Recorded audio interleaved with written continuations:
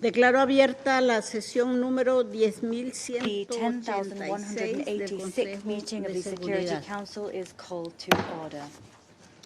En el orden del día provisional The para esta provisional sesión agenda figura for el this siguiente meeting punto: is la situación the Oriente situation Medio, in the Middle incluida East, including la cuestión the palestina. Palestinian question. Queda aprobado el orden del día. The agenda is adopted. De conformidad con lo In dispuesto en accordance el with artículo Rule 37 37 del of the reglamento Council's provisional Provisional del Rules of Consejo, Procedure, invito I a invite participar the en esta sesión a la representative delegación de of Israel. Israel to participate in this meeting. Así queda It is aprobado. so decided. Propongo que I el propose Consejo that the Council invite al invite observador the permanente permanent del Estado observer of observador the de Palestina State of Palestine ante las Naciones to the Unidas United a Nations to participar en esta participate sesión, in the meeting. de In conformidad accordance con el with reglamento the provisional provisional y la rules of práctica procedure establecida al and previous respecto. practice in this regard. Como no hay There objeciones, being así no queda objection, it is acordado. so decided. De conformidad In con lo accordance dispuesto en with el Rule artículo 39 39 del of the reglamento Council's Provisional provisional Rules del of Consejo, Procedure, invito I a invite participar the en esta following sesión briefers to a los participate siguientes in this exponentes. meeting. Señor Mr. Ramiz Alacabro, Ramiz Alakbarov, coordinador especial Deputy adjunto para Special el proceso de Coordinator paz for de the Oriente Middle East Medio Peace y Process coordinador and United residente y de Nations asuntos Resident and humanitarios de las Humanitarian Naciones Unidas. Coordinator, Señor Itai Mr. Itai Epstein, Epstein, asesor especial y Special consultor Advisor superior sobre on políticas y derechos International Law humanitarios and del Humanitarian Consejo Principles Noruego para from the Norwegian Refugiados, Refugee y Council, and señora Ms. Marianne Bargovtis, Bargovtis, periodista independiente, independent escritora journalist, y writer, analista and política. political analyst. Así queda acordado. It is so decided.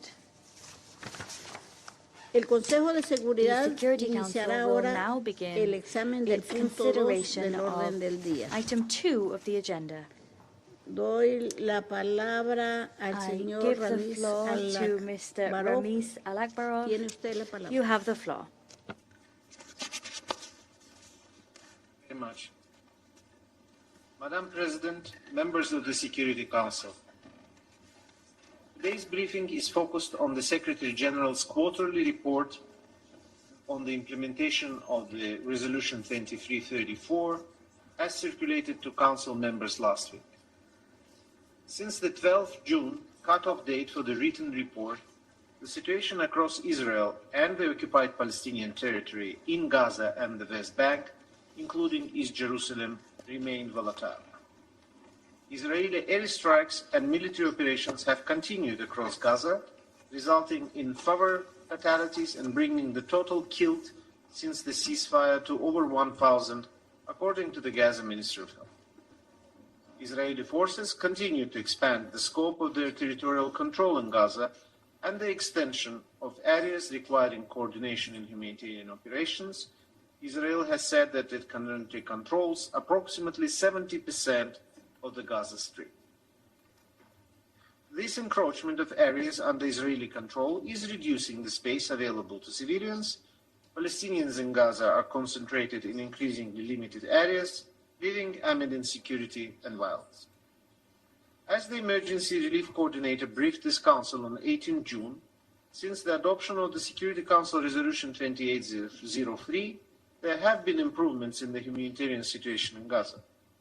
The share of households going to bed hungry dropped from 92 to 36%, and humanitarians were able to expand provision of water, health, and education services.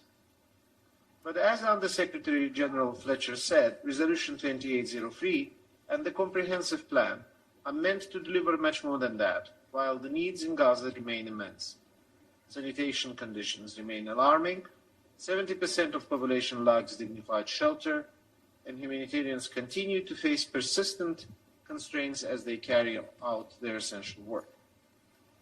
I am deeply concerned by the reports of intimidation in the context of the protests which were planned in Gaza on the 26th June. Civilians must be able to exercise their rights peacefully without fear and must be protected at all times. The legitimate needs, concerns, and aspirations of the people of Gaza must be addressed through the full implementation of the Resolution 2803. This includes the disarmament of Hamas and all other armed groups in Gaza, the withdrawal of Israeli Defense Forces and deployment of International Stabilization Force, the transfer of governance responsibilities to the National Committee for the Administration of Gaza. In coordination with Palestinian Authority, the UN is ready to support the committee in providing critical public services and in laying the groundwork for reconstruction to restore dignity, improve living conditions, and offer hope for the future. I welcome last week's joint visit to Gaza by Greek Orthodox Patriarch and the Latin Patriarch of Jerusalem. Amid ongoing deprivation and suffering, their visit sends a timely signal of peace, tolerance, and dignity for all. Meanwhile, the situation in the West Bank, including East Jerusalem, continued to deteriorate. Israeli military activity continued in and around the refugee camps in Jenin and Tulkaram in the northern West Bank, resulting in the evacuation and displacement of Palestinian households, including refugee families. This activity, including the reported establishment of an Israeli military post in Jenin, remains especially concerning as it taking place in Area A, which falls under Palestinian Authority's civil and security control. On 17 June, Israeli authorities reportedly approved the expansion of a building used as a yeshiva in Hebron H2 area. The approval followed the transfer of planning authority from the Hebron municipality to the Israeli civil administration, in line with Israeli Security Cabinet decision of 8 February. Yesterday, 28 June, the indemnity waiver issued by the Israeli Ministry of Finance permitting corresponding banking relations between Israeli and Palestinian banks was extended for another 2 weeks until 12 July. On 14 June, President Abbas issued a decree amending the General Elections Law. Among other changes, the decree increased the number of seats in the Palestinian Legislative Council, lowered the electoral threshold for winning seats, and required the inclusion of at least one woman among every 3 candidates on the list. The decree also committed to hold the presidential elections in 2027. Madam President, allow me to highlight some of the Secretary General's observations from the report on the implementation of Security Council 2334. I reiterate the Secretary General's strong condemnation of the relentless expansion and acceleration of Israeli settlements in West Bank. These developments further entrench the unlawful Israeli occupation and threaten the viability of a fully independent, contiguous, and sovereign Palestinian state. All Israeli settlements and related infrastructure have no legal validity, constitute a flagrant violation of international law, and must cease immediately. I'm deeply concerned by the steps taken by Israeli authorities to implement formal land registration in Area C. There is a serious risk that this decision will facilitate further settlement expansion and entrenchment of the unlawful occupation. I am also concerned by broader measures aimed at deepening Israeli administrative and territorial control of the West Bank. Along with the threat of annexation, which have no legal validity, these actions are steadily transforming geographical and demographic realities across the West Bank and further undermining the prospects for the two-state solution. The escalating violence and tensions in the West Bank are highly concerning. I condemn all violence against civilians, including acts of terror. I echo Secretary General's deep concern over persistent and intensifying settlers' attacks. I also remain deeply concerned by ongoing attacks by Palestinians against Israelis. All perpetrators must be held accountable. I also reiterate Secretary General's alarm over the scale of displacement of Palestinians in the West Bank. Settler violence, access restrictions, demolitions, and prolonged security operations have resulted in the largest displacement crisis in the West Bank since 1967. I am appalled at the numerous instances in which officials glorified violence and engaged in dangerous provocation, incitement, inflammatory language. All incitement to violence must stop immediately. I share the Secretary General's concern over the growing threats to the status quo at the holy sites in Jerusalem. I reiterate that the status quo must be respected and upheld, in line with the special and historic role of the Hashemite Kingdom of Jordan. I echo the Secretary General in condemning in strongest terms the Israeli authorities' decision to establish military facilities at the UNRWA Sheikh Jarrah compound in East Jerusalem. I urge the government of Israel to rescind this decision and immediately return to the United Nations the UNRWA Sheikh Jarrah compound. I also urge member states to continue to politically support and financially sustain UNRWA. Despite the ceasefire announced 8 months ago, Gaza still faces profound uncertainty and immense human suffering. I condemn the continued killing and injury of civilians in Gaza, including women and children. I'm particularly concerned by recent increasing calls for resumption of widespread hostilities in Gaza. This would be disastrous for the Palestinian people of Gaza, for Israelis, and for the entire region. I reiterate the Secretary General's deep concern over the humanitarian situation in Gaza. I call on all parties to facilitate the full, rapid, and unimpeded passage of humanitarian assistance. Provision of humanitarian aid must never be used as a bargaining chip. I welcome the continuing commitment of the international community to supporting the Palestinian Authority and advancing concrete steps towards the realization of the two-state solution. I urge the international community to continue supporting the Palestinian Authority to strengthen its government capacity, implement reforms, and address its fiscal challenges as it prepares to reassure its full responsibilities in Gaza in line with the UN Security Council Resolution 2803. I join the Secretary General in reiterating the strong commitment to supporting Palestinians and Israelis in ending the occupation and resolving the conflict in line with international law, relevant United Nations resolutions, and bilateral agreements in pursuit of the vision of the two states, Israel and a fully independent, democratic, contiguous, viable and sovereign Palestinian state of which Gaza is an integral part, living side by side in peace and security within secure and recognized border on the basis of the pre-1967 line, with Jerusalem as the capital of both states. Madam President, and thank you and the members of the Council for your attention.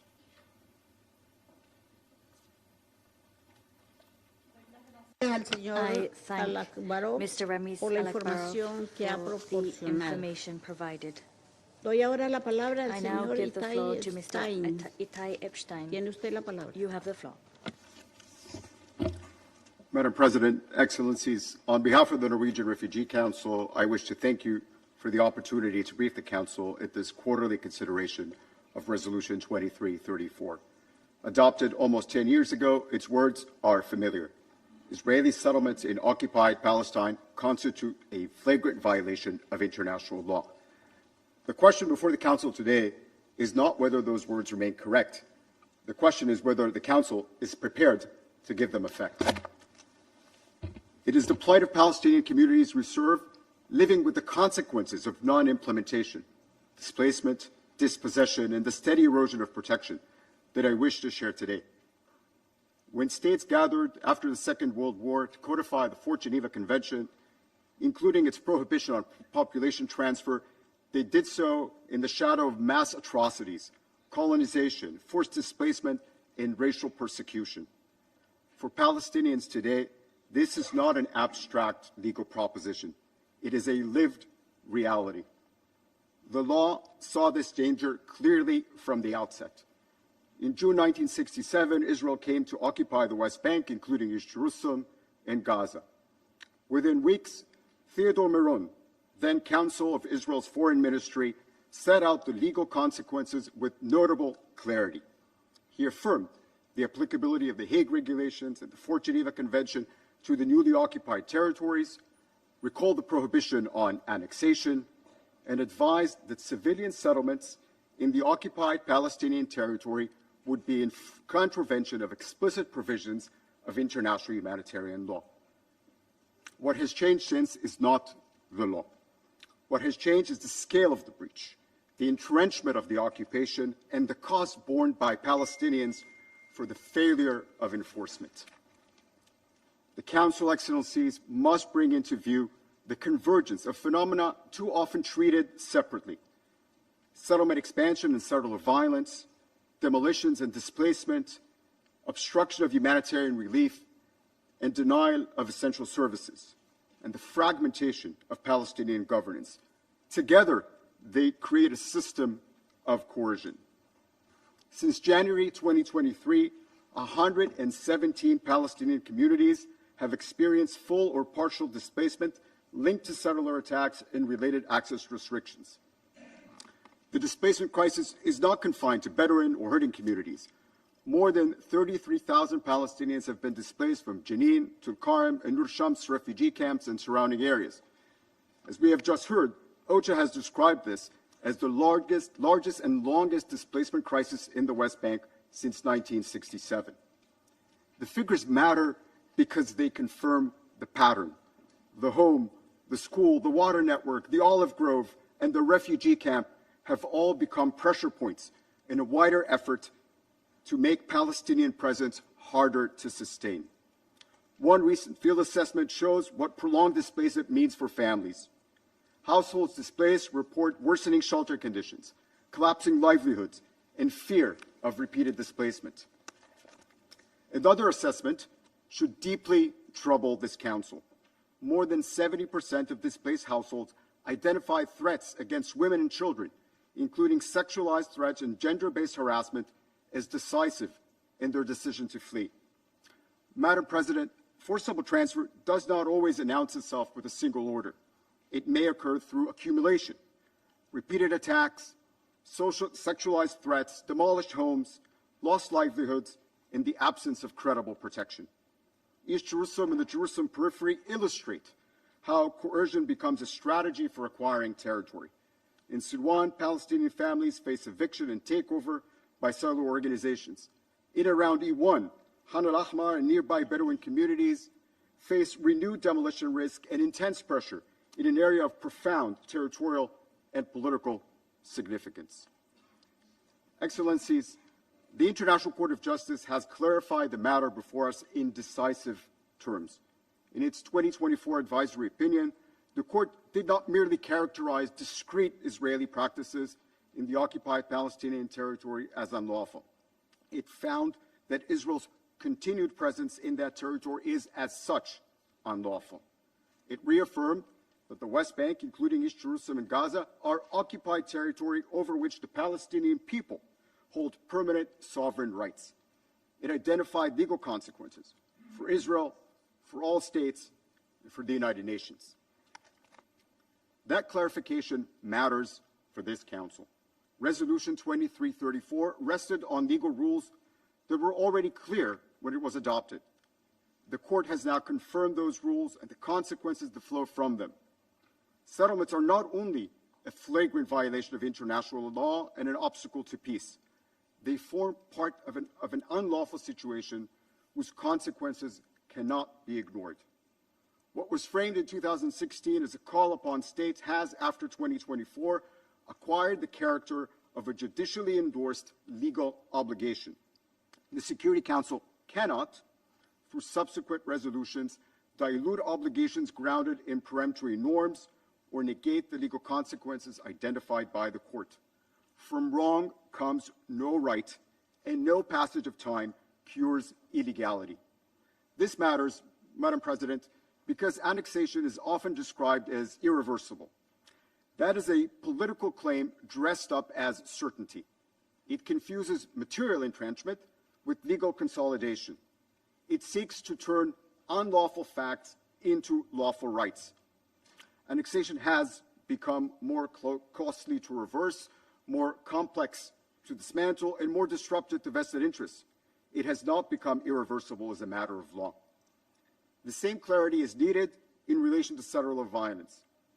It is often described, including in this chamber, as extremism, as though it were a marginal deviation from state policy. That language is legally inadequate. Where armed settlers operate as integral or auxiliary parts of military forces, or where public officials enable, direct, or exercise control over settler violence, the inquiry cannot stop with individual criminality. The question becomes one of state responsibility. Only last week, Israel's own military advocate warned that violent settlers and the armed forces are no longer readily distinguishable when, without legal authority, they impose restrictions on Palestinian movement. Cellular violence may therefore be both individual wrongdoing and part of a coercive environment for which Israel, as the occupying power, bears responsibility. Cellular violence forms part of the broader architecture through which territory is unlawfully acquired and controlled. Excellencies, the response of third states has begun to shift, with greater attention to individual perpetrators of cellular violence and extremist groups. That attention matters, but individual accountability cannot substitute for the broader obligation of states. Measures aimed solely at direct perpetrators fail to address the roles of ministries, settlement councils, and the legislative and financial infrastructure that sustain the settlement enterprise. States must ensure that their own conduct does not recognize, aid, or assist in an unlawful situation. They must also cooperate to bring it to an end. Madam President, that means restitution first. Homes, orchards, and olive groves must be restored to their rightful owners. Settlements and associated infrastructure must be dismantled. Palestinians displaced by coercion or violence must be able to return voluntarily in safety and dignity. Where restitution is materially impossible, compensation must follow. The General Assembly has shown the way.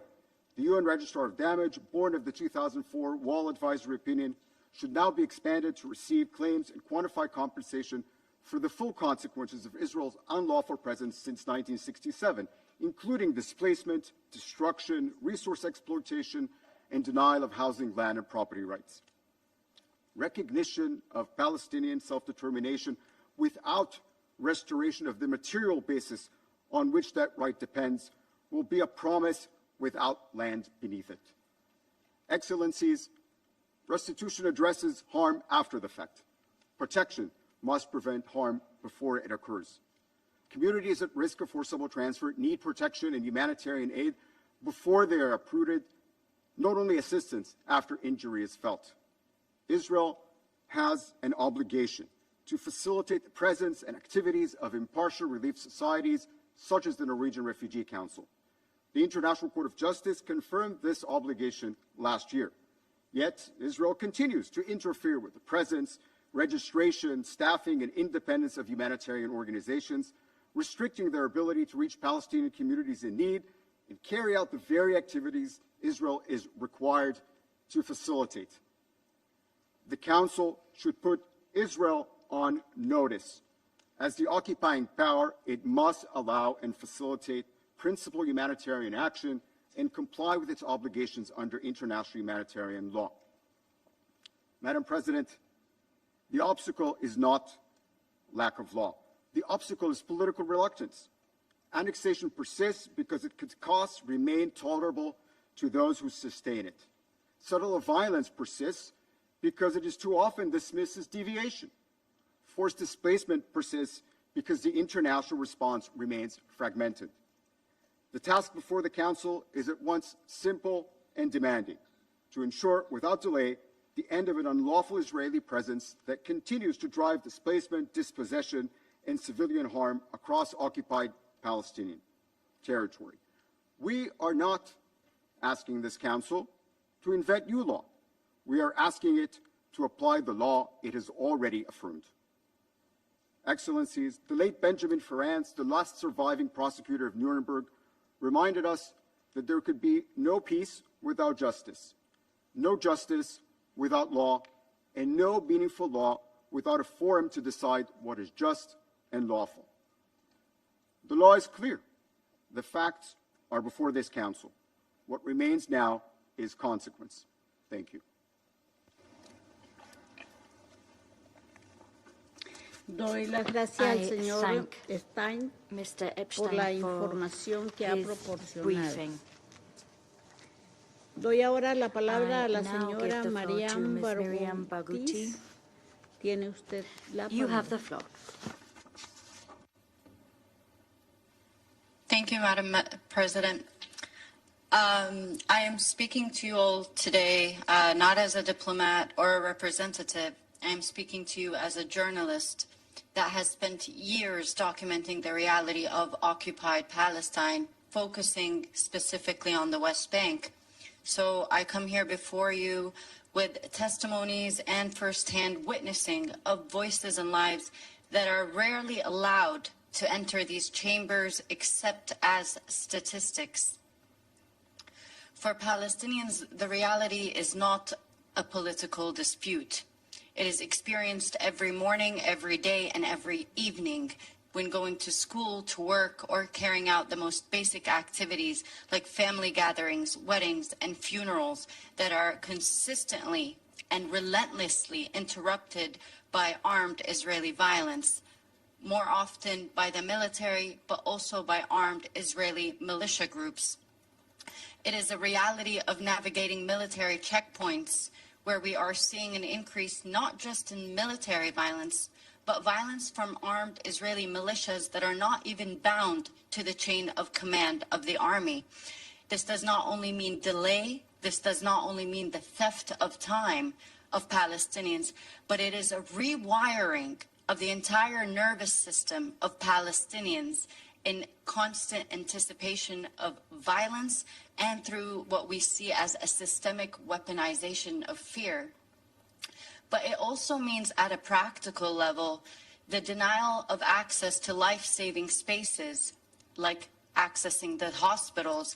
I myself have witnessed Israeli soldiers in places like Jenin and Tul Kerem denying Palestinian women who are pregnant and in labor access to hospitals that are just a few meters away, and they will hold them at gunpoint. I have seen in Silwad, in the West Bank, the center of the West Bank, an Israeli soldier caught on camera by a medic after shooting a young Palestinian teenager and leaving him to bleed, and I quote, saying, "Thank God he is dead now." These are the lives of Palestinians day in and day out. It includes Palestinian farmers being denied access to their lands, as well as more recently where we are witnessing intentional and systemic Israeli violence that targets life-sustaining infrastructure. And this is like water pipes, where Israeli settlers are carrying out very targeted attacks at pumping stations that provide water access to thousands of Palestinians in the West Bank that already suffer from a disproportionate access to water in comparison to their Israeli counterpart. We are seeing intentional targeting of agricultural resources, again by armed Israeli groups in the West Bank, as well as the military that has constantly and consistently targeted lands through burning them, through denying access to them, or through destroying matters as basic as farmers' markets from Palestinians. And that means that even the economic cost of survival has been increasing. Now, it has been more than a decade since the UN Resolution 2334, and it's been more than a year since the decision made in July of 2024 demanding that Israel ceases its settlement activities, and I quote, as rapidly as possible. But instead what we are seeing is a rapid expansion of settlements that are being absorbed into state land. Now, there is a tendency that we have seen, and I continue to see repeated, for Israeli representatives to illustrate this expansion as extremist violence or as an exceptional case. But the facts on the ground inform us that there are coordinated and joint activities by the Israeli army, Israeli settler groups, and the Israeli judicial system in ensuring a systemic and relentless ethnic cleansing in the West Bank. So these are not accidental, they are intentional, they are premeditated, and they are coming from a policy of ethnic cleansing. And as Israeli settlers are creating a hostile environments for Palestinians who are now too afraid to even walk from their homes to their schools or their workplaces due to armed violence, the military at the same time continues to ensure that there is no capacity for Palestinians to confront or protect themselves. This is an intentional denial of capacity by the Israeli regime. To add to that, comes the third layer, which is the Israeli court system, which continues to engage in the legitimization and legalization of these practices through a legal framework that is designed to dispossess and displace Palestinians, and it is designed to also continue providing immunity to Israelis.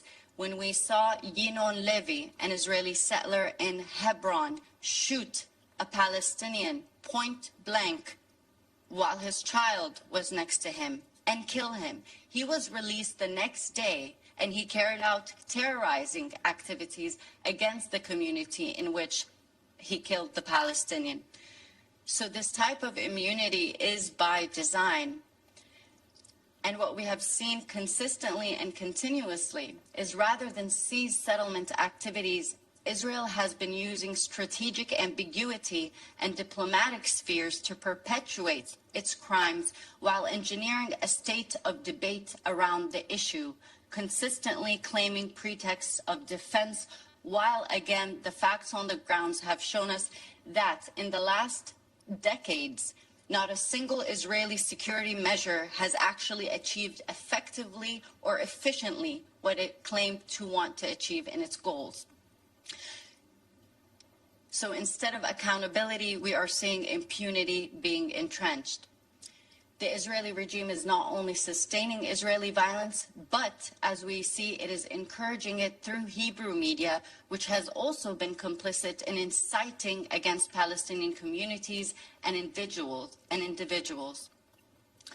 And through law, the Israeli government has adopted a series of laws in the last 5 years alone, pushing for things like the death penalty, the absorption of the West Bank into Israeli state land, and through the arming of Israeli citizens with military-grade weapons, including automatic and semi-automatic guns, and more recently, drones.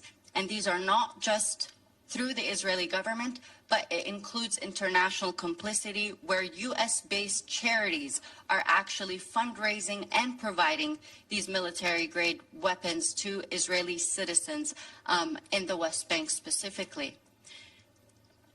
Again, as it has been emphasized in these chambers, and I will emphasize it again, these Israeli acts are not random, but they are organized, state-sponsored crime. And Palestinians in the West Bank are no longer wondering whether a crime will be enacted. Now it is a matter of when rather than if. And often these crimes are reported and seen as separate, but they do come together, and together the different crimes have drained Palestinians physically, psychologically, economically, and politically. And what this means is that there is no capacity to organize or even imagine a reality outside of just survival. There is a clear and evident campaign by the Israeli government to not only fracture Palestinian society, but to also punish the different segments. Here, we are seeing that even for myself as a journalist, it is becoming increasingly dangerous to continue our profession. It has become so devastating and so dangerous that wearing our press insignia has placed us in the line of danger rather than protect us. I have seen in the West Bank my peers, Palestinian journalists specifically, as well as international correspondents, not just attacked by Israeli settlers and the army, but we are being detained arbitrarily, often under no charge, no trial, and we are placed into what is more akin to torture chambers. I have seen several of our peers recently released from Israeli detention from areas like Jenin, north of the West Bank, and Ramallah in the center, come out with skin diseases and are more bone than flesh due to a systemic starvation operation being carried out by the Israeli government against Palestinians. And they are sustaining injuries that have impacted the quality of their lives long term. At the same time, we are seeing targeted attacks on Palestinian medical personnel where doctors are being intentionally detained and medics are being held up from reaching injured persons. But in the last 2 years specifically, we're seeing less injuries from the Israeli army and more of kill shots. So if you observe the medical records, and this has been well documented, a lot of the shots Palestinians are sustaining at the hands of armed Israelis and the Israeli army are to the head and to the chest. These are not intended to quote-unquote neutralize, as we have seen in Israeli English-based media, but they are intended to kill. And we need to stop sanitizing this violence, because that is what that language has done. And we have seen it repeated in these chambers, which are meant to emphasize justice. Now, what all of this means is that on the ground, there is a war being waged on a community that is depleted of socioeconomic and medical capacity to, at a very bare minimum, just stay alive. We are seeing territorial continuity being dismembered, and that is not only a threat to a potential viable solution for Palestinian self-determination, but at the practical and intimate level, it is denying Palestinians access to each other. And this is dangerous, because if we approach it holistically, we see that Israel is taking measures to ensure that Palestinians do not exist as a collective population, but exist in certain controlled pockets. This is why what we see in the West Bank should not only be seen as an issue of settlements or settler violence, but as ethnic cleansing and a strategy of obliterating an entire people while replacing them real time. For decades, we Palestinians and international scholars, as well as humanitarian missions, have documented and reiterated the reality. And while I cannot brief you exhaustively in these few minutes, the Council has access to plenty of evidence to recognize and realize the reality on the ground. If the purpose here is to learn, then I believe ignorance cannot be claimed at this point. But if the purpose is to move in enforcing justice and international law, then it must begin with a conversation on accountability. Because to continue forcing Palestinians to risk their lives to document the violence enacted against them for an activity of pretend justice, then this is also exploitive and it is criminal. Today, we are at a moment of not only examining the reality of occupied Palestine, but investigating the dynamics of this very chamber that you sit in and what it means for the future. Thank you. Gracias, señora I thank Barghouti, Ms. Miriam por la Barghouti información que nos ha entregado. for her briefing. Daré ahora la palabra a I los now miembros give the del floor to Consejo que those deseen council formular members who una wish declaración. to make statements. Doy la palabra I give the a la floor to delegación the de China. representative Tiene of usted la China. palabra. You have the floor. Madam President, I thank Deputy Special Coordinator Alek Barov, Mr. Hepstein, and Ms. Barghouti for their briefings. The question of Palestine is at the core of the Middle East issue. It is a matter of fairness and justice at the international level, pivotal to regional dynamics. Today, violence and death persist in Gaza. Tensions grip the West Bank. The foundation of the two-state solution continues to be eroded, and greater challenges are confronting the effort to settle the question of Palestine. The international community must reverse this negative trajectory with robust actions to end the suffering of the Palestinian people without delay and give Palestine the justice it deserves. China would like to highlight three imperatives. First, peace and stability must return to Gaza. The ceasefire agreement has not yet brought true peace, as bombings and strikes by Israel continue, and its military occupation is being expanded, which have caused over 1,000 deaths among Gazans since, on average, one child is killed per day. The humanitarian crisis in Gaza is dire, essentials for survival are in short supply, and sanitary conditions appalling, with over 2 million people struggling to survive amid the ruins. History has repeatedly shown that security is mutual, as no country can build its own security upon the insecurity of others. Military occupation and pressurization would do nothing for lasting peace. We call on the parties, Israel in particular, to fully comply with the ceasefire agreement and bring about a genuine, lasting ceasefire in Gaza. Israel must fulfill its obligations under international humanitarian law as the occupying power, lift restrictions on humanitarian access, and support and secure aid deliveries by humanitarian agencies such as UNRWA. Second, tensions in the West Bank must be de-escalated and brought to an end. Despite strong appeals from the international community, tensions in the West Bank continue to grow. The occupying power has accelerated settlement expansion, remained permissive towards settler violence, and encroached on Palestinian territory. The economy of the West Bank is on the brink of collapse under the crippling restrictions and stranglehold, and the Palestinian Authority is facing a serious fiscal crisis. It was explicitly spelled out in Council Resolution 2334 and ICJ advisory opinion that illegal occupation and settlements imperil the viability of the two-state solution and must be ended immediately. Violating the legitimate rights of Palestinians and undermining the security and stability of the West Bank will only fuel hatred and eventually backfire. We urge Israel to immediately cease settlement activities, curb settler violence, and ensure accountability for attacks in all seriousness. Israel should lift the unjustified restrictions on the West Bank economy, return the withheld tax revenues the soonest, and stop undermining the foundation of the PA's governance.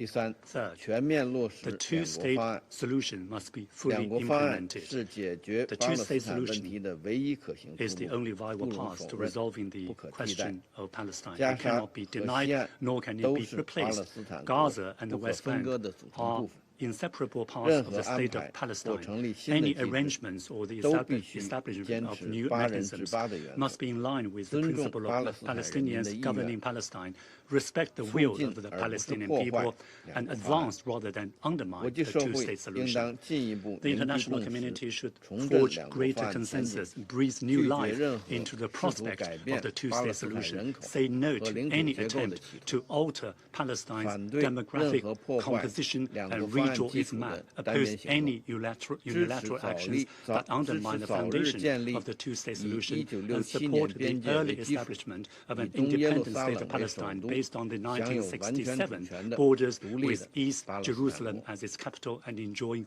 full sovereignty. President, the question of Palestine has persisted for decades. Though the fundamental framework for a solution was put in place long ago, the path to peace lies right beneath our feet. What is needed is political resolve and courage. War cannot go on forever and must give way to mutual understanding and mutual trust sooner rather than later. We call on the parties to prioritize the well-being of the Palestinian people and the peace and stability in the Middle East, working together to achieve a comprehensive, just and lasting solution to the question of Palestine. Without further delay, China remains committed to keeping up her tireless efforts to this end. I thank you, President.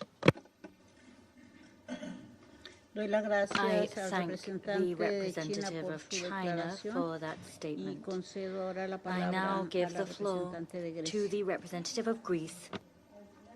Deputy Special Coordinator Ramis Al-Akbarov for his briefing, as well as Mr. Itai Epstein and Ms. Mariam Bargoutlis for their remarks.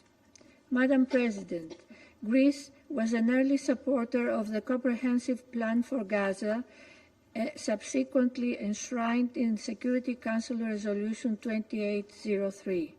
The first phase of the plan marked a welcome step forward with early positive results. What is needed now is collective determination to translate progress into lasting impact. As ASG Tom Fletcher reminded us only days ago, the humanitarian reality on the ground remains catastrophic. We note, alongside Mr. Al-Akbar, the visit of the Greek Orthodox Patriarch and Latin Patriarch to the Strip, a small ray of hope amidst an unimaginable, difficult reality. While some progress has been achieved, the gap between needs and delivery remains wide and deeply concerning. Aid entering Gaza, including food of high nutritional value, is insufficient. Restrictions on critical dual-use equipment continue to impede relief efforts. Housing, medical evacuations, and healthcare services have yet to reach the levels required to address the immense needs of the civilian population. We call for the unimpeded delivery of humanitarian aid at scale, as well as for the opening of additional crossings across the Strip.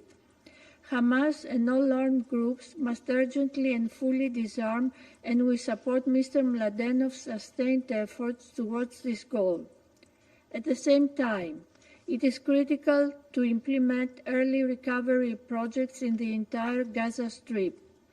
Greece is ready to take part in discussions regarding the Horizon Fund so as to ensure a coordinated, transparent, and impactful recovery effort, in close coordination with the Palestinian Authority.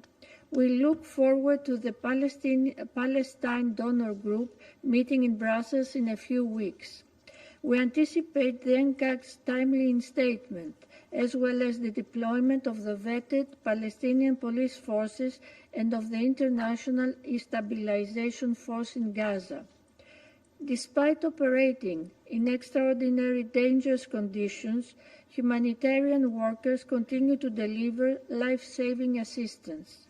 Their work deserves the fullest protection and unwavering support in accordance with the international humanitarian law. They must never be targeted, and accountability must be ensured in all circumstances. Madam President, as our Foreign Minister has stressed, Gaza and the West Bank form a single, indivisible territorial unit of a future Palestine state. We categorically oppose any plans to expand control over or annex parts of the West Bank. The evacuation orders in Al-Ahmar, the Land Registry and Settlement of Rights Initiative, the Antiquities Bill, construction plans in the E1 area, as well as demolitions and evictions in East Jerusalem, particularly in Silwan, are all indicative of an explicit vision of annexation. Equally, the protection of historical, archaeological, or religious heritage cannot become a pretext for large-scale land appropriation. We call for an immediate reversal of these trends. They run counter to international law, contrary to Resolution 2334, and steadily erode the foundations upon which a negotiated settlement toward the two-state solution must be built. Of equal concern is the sharp and unprecedented rise in settler violence targeting Palestinians, including Christian communities. Responding to the severity of such violence, the EU recently sanctioned extremists responsible for human rights abuses in the West Bank. While we take note of Israel's recent statements aimed at curbing settler violence, words must be matched with accountability, consistent investigations, and follow-up on the implementation of those decisions. Furthermore, we reiterate our call for unhindered access, the preservation of and respect of the status quo of the holy sites in Jerusalem, an issue of profound importance for interfaith coexistence. Madam President, the stabilization of the West Bank also requires the release of withheld Palestinian tax revenues. This is a prerequisite for reform, institutional resilience, and the preservation of the Palestinian Authority's fiscal capacity. We acknowledge and encourage the Palestinian Authority's ongoing reform efforts under very difficult circumstances, including the recent announcement of presidential elections in 2027 and amendments concerning parliamentary elections in the occupied Palestinian territories. An empowered and reformed Palestinian Authority will be a credible partner for peace. In closing, as we are approaching the first commemoration of the New York Declaration, the moment calls for renewed political courage and a reinvigorated diplomatic effort. We must restore a credible political horizon for the Palestinian people and advance a meaningful political process leading to a two-state solution in line with the relevant Security Council resolutions. I thank you. Doy las gracias a la representante de Grecia por su alocución. Para darle la palabra ahora a la representante de Dinamarca. Thank you, Madam President. We thank Deputy Special Coordinator Alec Barrow, Mr. Epstein, and Ms. Baguti for their briefings. For years, the situation in the occupied West Bank, including East Jerusalem, has been steadily deteriorating. The developments on the ground are not new, but the speed with which conditions are worsening has been accelerated. The developments have been documented repeatedly before this Council, including through the SG's quarterly reports on the implementation of Resolution 2334.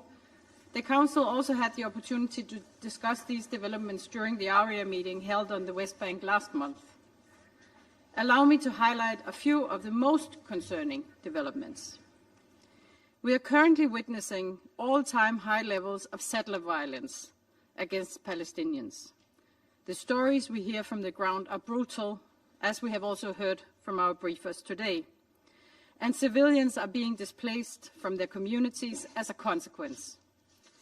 Reports of Israeli authorities failing to prevent or hold perpetrators to account are deeply alarming. And recently, a 7-month-old Palestinian infant was killed in Hebron by Israeli Defense forces.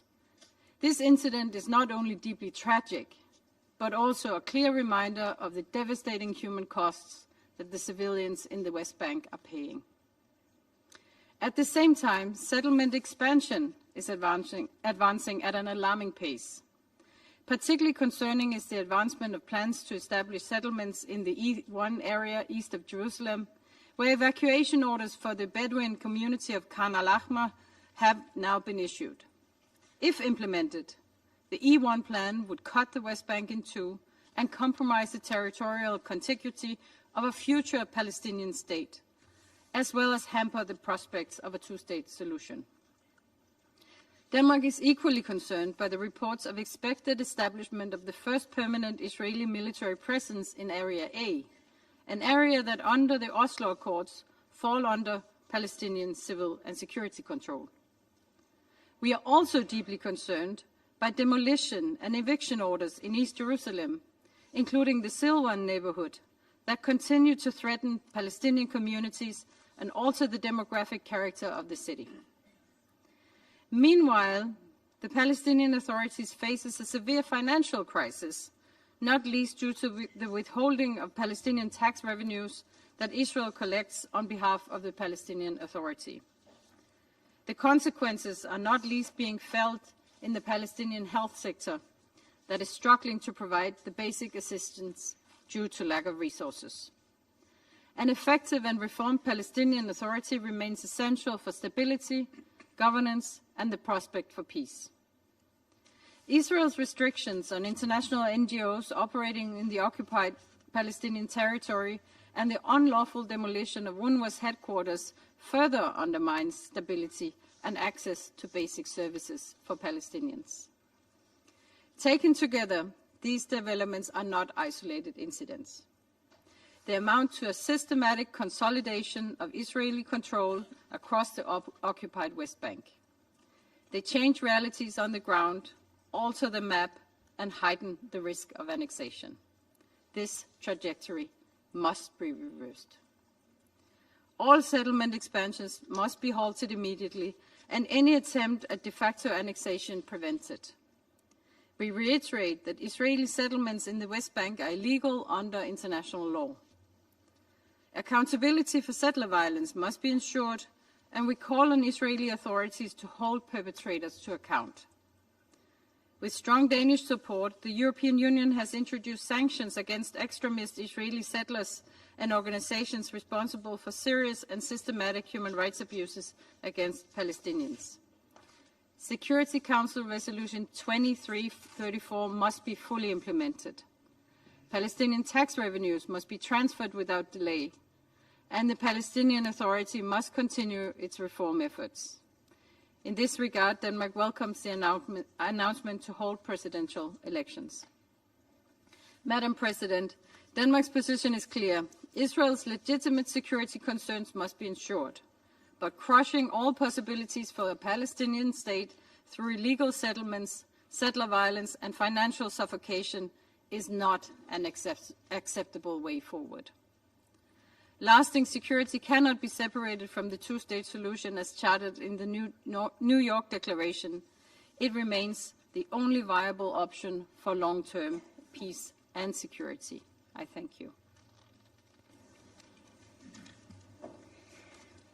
Doy las gracias a la representante de Dinamarca por su intervención y para conceder la palabra al representante de República Democrática del Congo. You have the floor. Madame la Présidente, la République démocratique du Congo vous remercie de la convocation de cette réunion et exprime sa gratitude au secrétaire général adjoint par intérim et coordonnateur résident du bureau du coordonnateur spécial des Nations Unies pour le processus de paix au Moyen-Orient, Mr. Ramiz Al-Akbarov, ainsi qu'aux représentants de la société civile pour leurs exposés. La République démocratique du Congo demeure profondément préoccupée par la détérioration persistante de la situation dans les territoires palestiniens occupés, notamment en Cisjordanie, y compris à Jérusalem-Est, ainsi que par la fragilité du cessez-le-feu dans la bande de Gaza. Nous condamnons toute violence dirigée contre les populations civiles.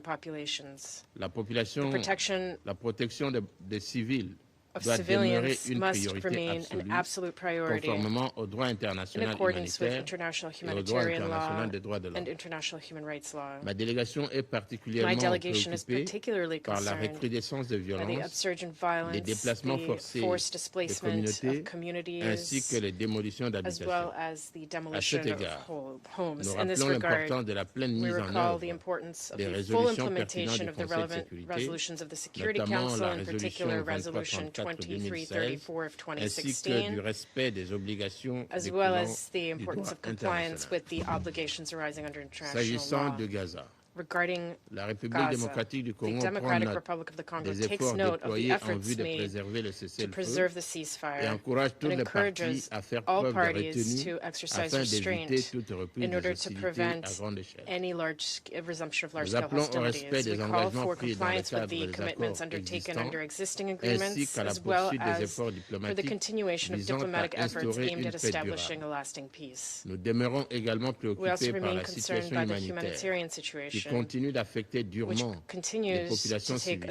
Comme nous l'avions souligné dans notre déclaration du 18 juin 2026, la République démocratique du Congo appelle à un accès humanitaire sûr, rapide, durable et sans entrave, afin que l'aide puisse parvenir à toutes les personnes dans le besoin. Nous saluons les efforts déployés par les Nations Unies et les organisations humanitaires qui poursuivent leur action dans des conditions particulièrement difficiles.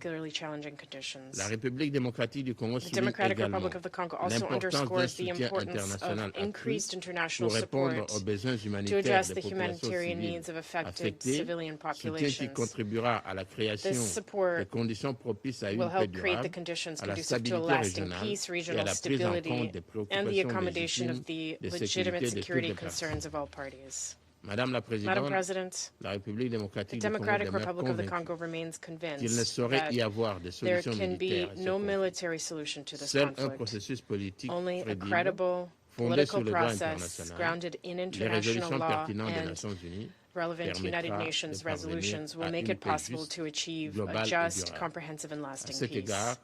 In this regard, we reaffirm our support for the efforts of the United Nations Secretary General, as well as for all regional and international initiatives that would foster the resumption of a genuine political process in an environment of peace and security. Thank you.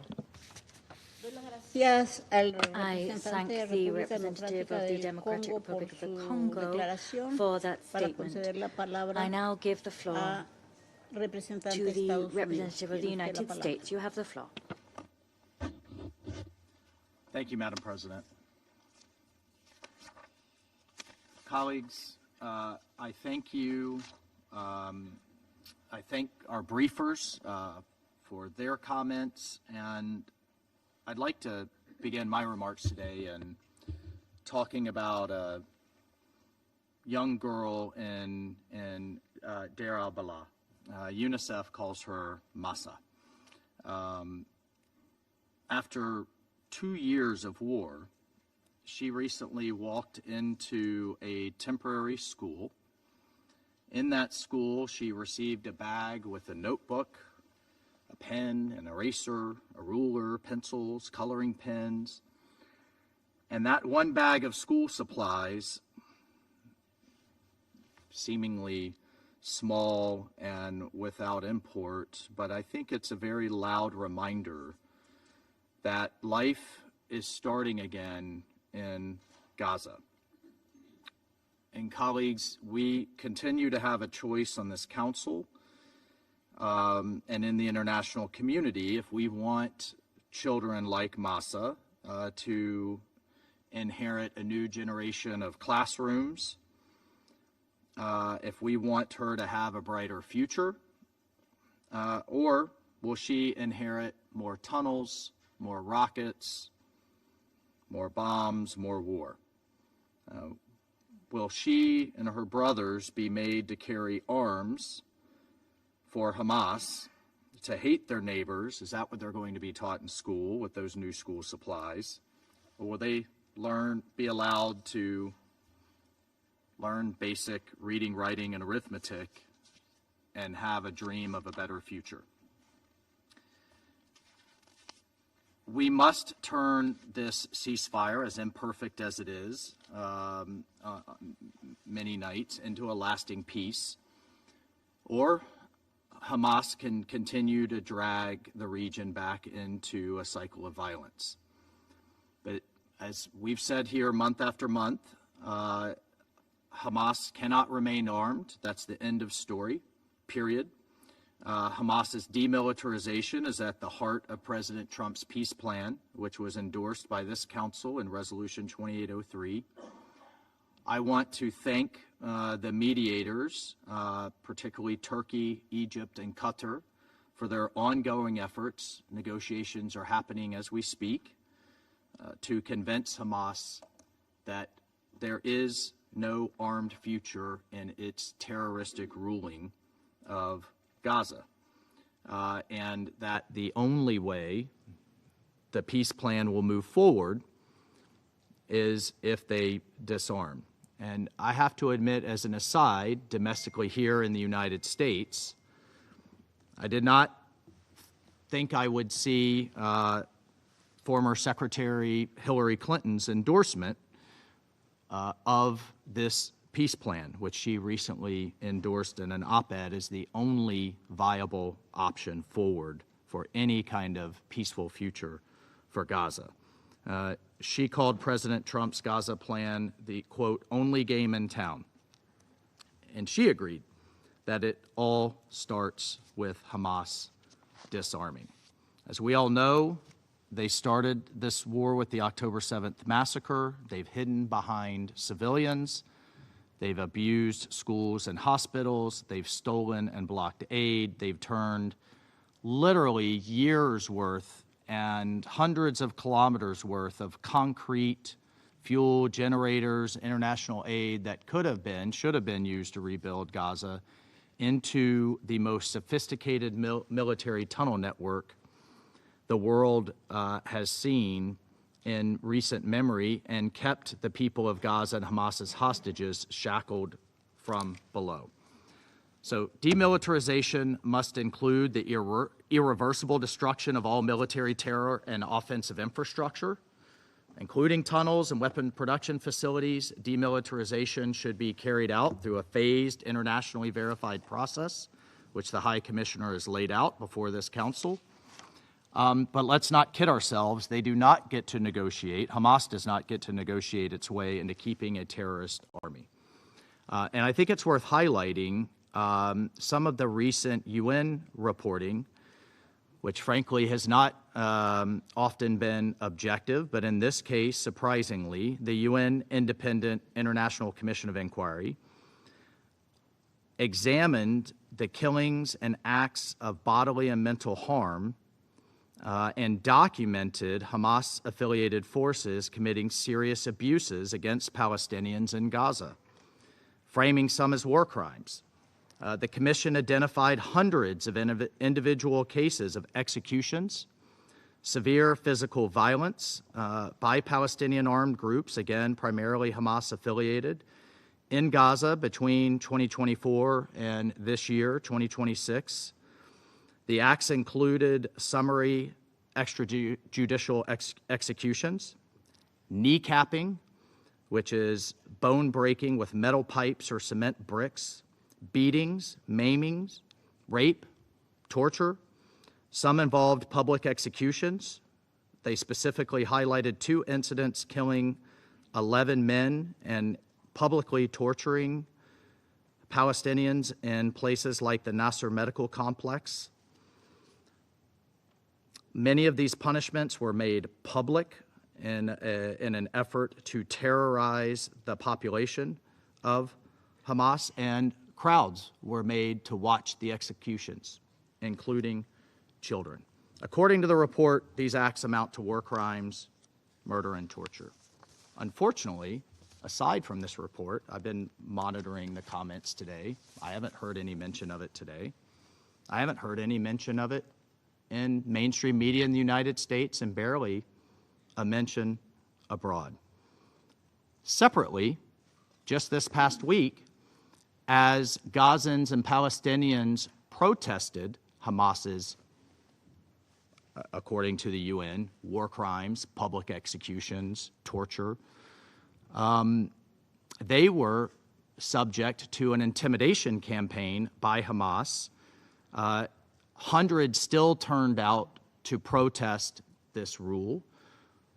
Easily would have been thousands, but this industrial scale campaign of terror, intimidation, interrogation, and blackmail against thousands of Gazans that we just saw unfold over the last few weeks, again, as they were planning to demonstrate against Hamas's rule, its violent authoritarian rule.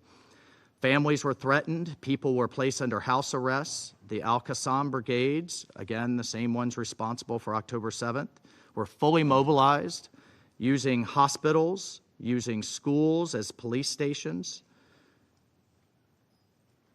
Barely a mention. And as for the UN and many major NGOs, silence. I barely saw coverage of the people of Gaza finally having, not finally, once again, having the courage to rise up against this abuse.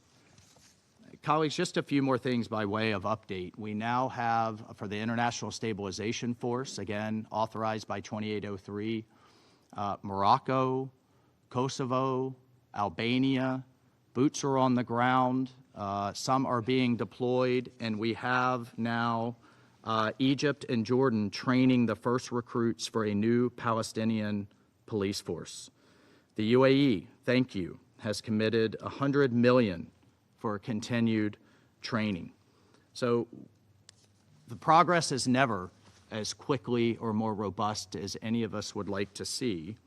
Again, I did not think I would be quoting former Secretary of State Clinton here, but I haven't heard of a better plan coming from the UN or many other member states. I appreciate the support we've received in this council for this effort. We have a long way to go.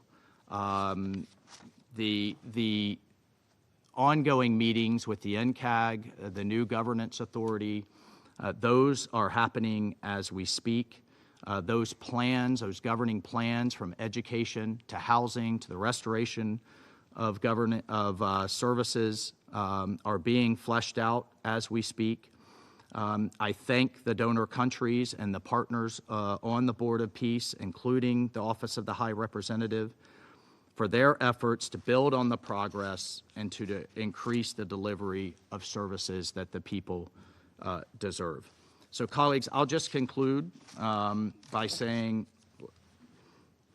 we as an international community must continue to stand against this type of terror.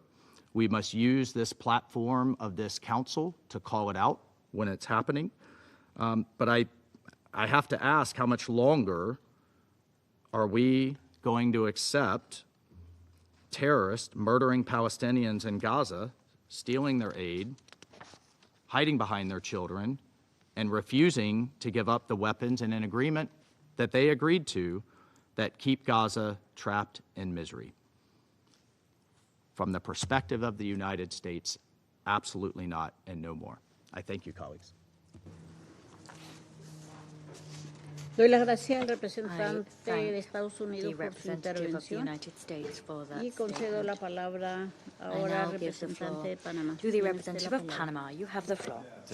Thank you, Madam President. Panama is grateful for the briefings delivered by the Deputy Special Coordinator for the Middle East Peace Process, Mr. Ramis Alakbarov. We take note of the most recent report of the Secretary General on the Resolution 2334 of 2016. That resolution remains as applicable and relevant as it currently is lacking implementation. We are also grateful for the briefings issued by Mr. Epstein, Special Advisor and Senior Humanitarian Law and Policy Consultant at the Norwegian Refugee Council, and Ms. Miriam Barghouti, independent journalist, writer and political analyst. Far from the preservation of the conditions necessary for a negotiated political solution, we continue to see gradual changes being made to the territorial, administrative and demographic reality in the Palestinian territory. Panama notes with particular concern the approval of new settlements in the West Bank, as well as the measures designed to consolidate administrative control over Areas C and E1, and the demolitions and displacement of Palestinian communities, with the consequences that is having on social fabric. We unstintingly repudiate the persistent use of excessive use of force, violence against civilians, including acts of terrorism, and any and all conduct that is incompatible with international law, including international humanitarian law and international human rights law. The protection of the civilian population is and must remain an obligation binding upon all parties without exception. The persistence of these dynamics is also affecting the Palestinian Authority's ability to effectively govern. The PA's delicate financial situation continues to inhibit the provision of essential services and erodes a crucial pillar for the preservation of a credible political horizon, and one that is also viable. We reiterate the appeal to avoid all measures and unilateral actions liable to fan the flames of tension on the ground and hamper efforts designed to achieve a just, lasting and sustainable peace. Madam President, it should also be recalled that the situation in Gaza cannot be considered in isolation from the events that are playing out in the West Bank. 8 months after the establishment of the ceasefire, the population continues to face Herculean challenges in order to rebuild the most basic conditions for a life of dignity. Significant restrictions remain on the restoration of essential services. At the same time, thousands of families continue to suffer from the consequences of layer upon layer of devastation. The impact that this reality continues to have on children and young people whose access to education, health and adequate conditions for development remains severely affected.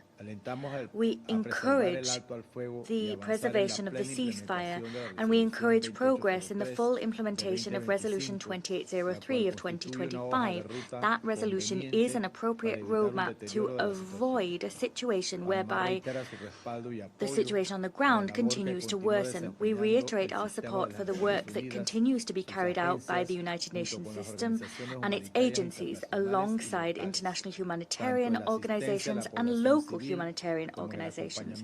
This work both assists the civilian population and supports efforts aimed to preserve stability and lay the foundations for recovery and peace. These organizations must be able to carry out this work with safety, independence, and in stringent respect for international law, including IHL. Consequently, we insist on the appeal to guarantee the protection of humanitarian personnel, as well as their facilities and property. We appeal for the facilitation of full, safe, rapid, and unfettered provision of vital humanitarian assistance to those that need it. President, Gaza and the West Bank are part of one and the same political and territorial entity. The stability of one depends inevitably on the other. As such, any effort to bring about a lasting peace must address both territories in a comprehensive fashion. Their territorial contiguity must be preserved, and a reformed Palestinian Authority must be strengthened, and all must avoid unilateral measures that continue to further erode prospects of a negotiated political solution, one that will allow Israelis and Palestinians to live in peace, security, and dignity. The full implementation of Resolution 2334 of 2016 continues vital if we are to preserve the conditions that will facilitate the achievement of this common goal. Thank you. I thank the representative of Panama for that statement. I now give the floor to the United Kingdom. You have the floor. Thank you, President.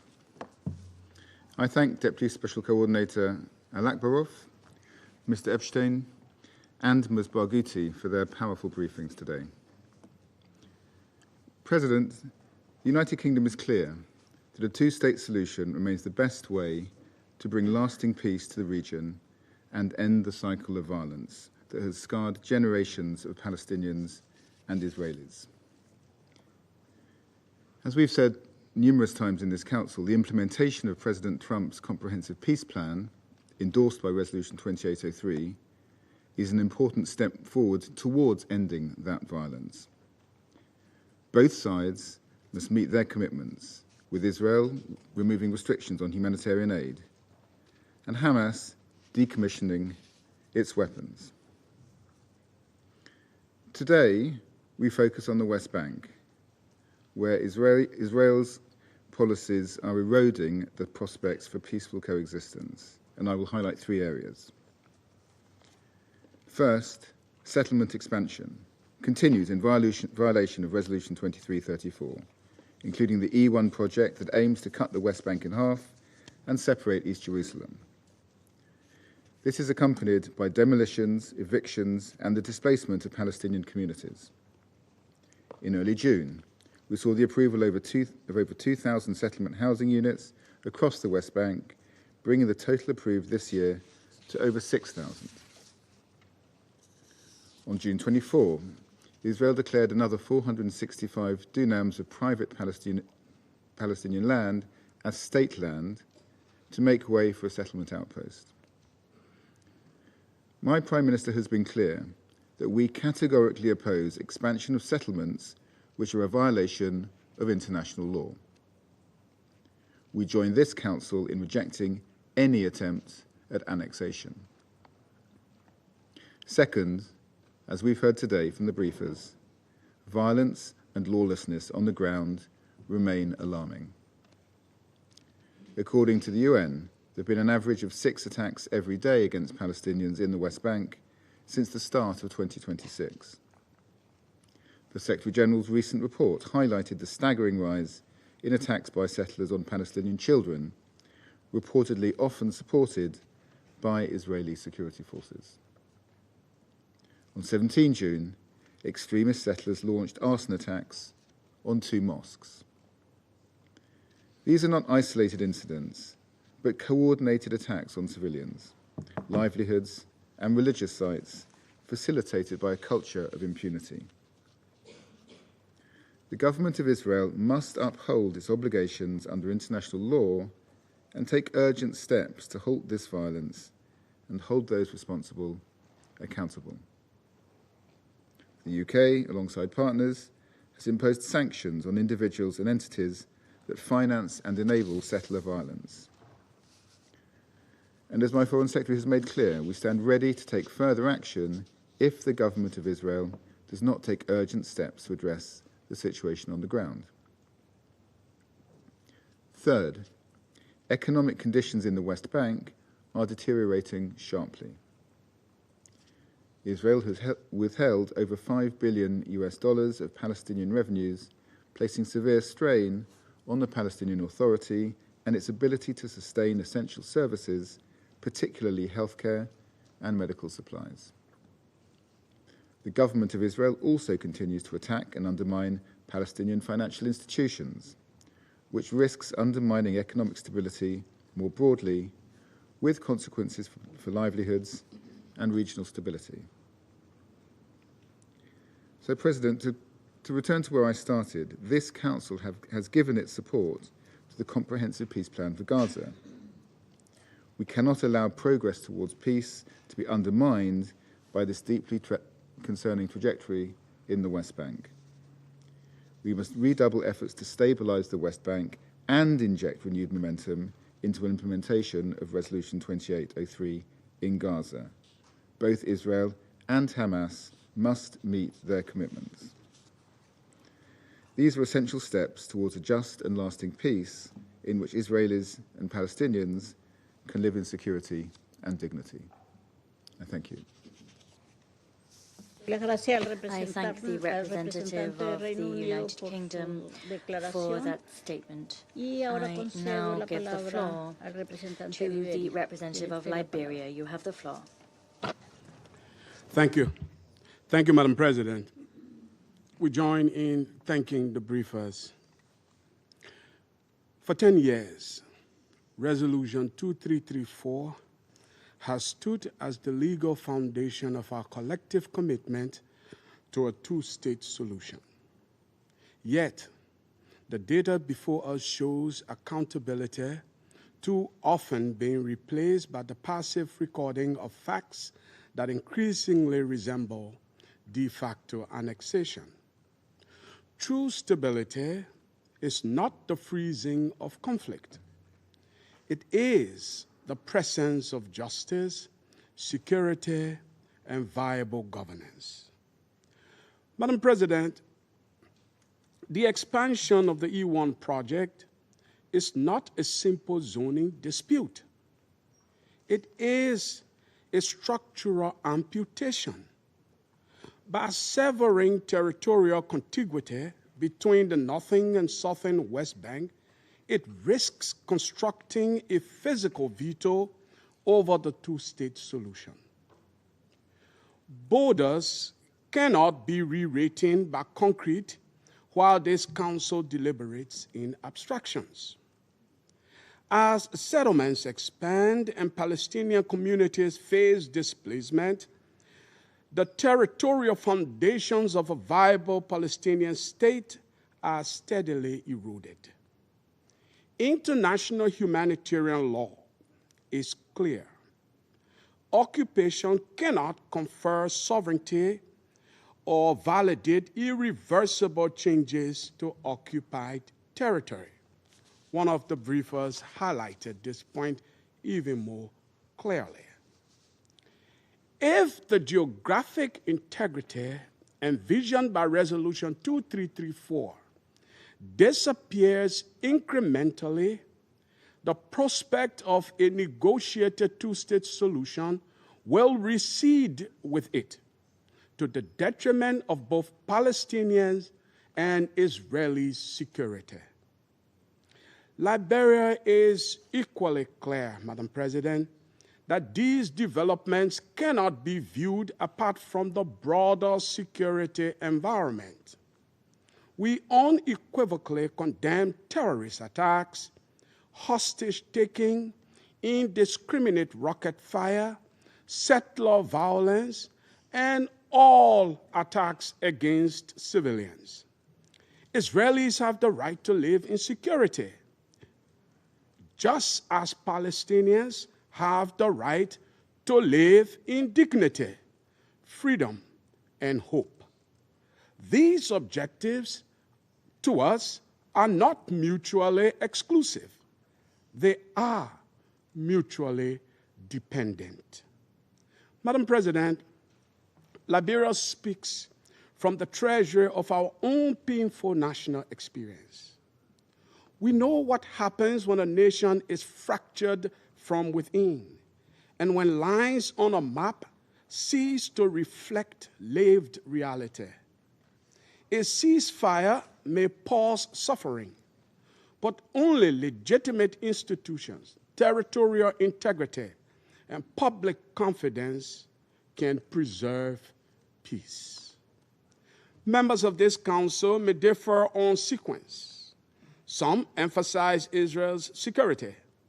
Others stress ending the occupation and preserving Palestinian statehood. These priorities need not compete. Security without a credible political horizon will remain fragile. A political horizon without security will remain unattainable. Liberia, therefore, stands on the side of international humanitarian law. We support the Palestinian Authority reassuming its legitimate, unhindered responsibilities across Gaza and the West Bank, backed by urgent revitalization rooted in legitimacy, accountability, service delivery, administrative and security capacity, which also must include freedom of movement and sustained international support. Madam President, to bridge divisions in this chamber and preserve the framework for peace, Liberia calls on this council to unite behind three practical imperatives. First, future reporting on Resolution 2334 should assess whether developments preserve or undermine the territorial contiguity necessary for a viable two-state solution. Second, we encourage greater transparency in investigations, prosecution, and accountability measures for attacks against civilians, including settler violence, terrorism, hostage-taking, and violations by any actor. Accountability reinforces confidence that international law applies equally to all. Third, the international community should strengthen a revitalized Palestinian Authority capable of exercising legitimate responsibilities across Gaza and the West Bank, while supporting renewed political engagement between the parties. Madam President, the progressive erosion of a contiguous Palestinian state does not merely prolong suffering. It jeopardizes the broader framework for regional peace. Sustainable regional integration cannot rest upon unresolved occupation, territorial fragmentation, and recurring violence.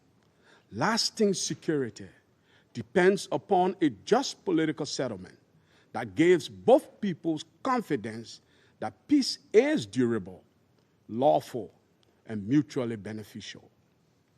We conclude, Madam President, with one uncomfortable truth.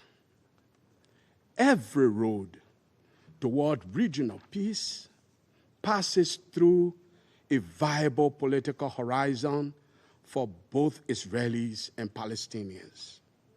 A divided map can never yield a united peace. Resolution 2334 was adopted to preserve the conditions for a negotiated two-state solution. Therefore, history will judge this council by whether it acted before the conditions envisaged in 2334 became impossible to restore, let alone implement. I thank you for your kind attention. I thank the representative of Liberia for that statement. I now give the floor to the representative of Somalia. You have the floor. Madam President, I thank Deputy Special Coordinator Al-Akbarov and Mr. Epstein and Ms. Barghouti for their sobering briefing. Nearly 10 years after the adoption of Resolution 2334, the findings contained in the Secretary General's report are deeply alarming. Instead of a halt to settlement activity, we continue to witness its acceleration. Instead of preserving the viability of the two-state solution, we are witnessing systematic measures to undermine it. Instead of de-escalation, we are witnessing increasing violence, dispossession, displacement, humanitarian restriction, and above all, the entrenchment of an unlawful occupation. These actions are not isolated developments. They form part of the broader pattern that seeks to alter the demographic and geographic character of the occupied Palestinian territory and to create irreversible facts on the ground. Somalia reiterates that all Israeli settlements in the occupied Palestinian territory, including East Jerusalem, are illegal under international law and constitute a flagrant violation of Security Council Resolution 2334.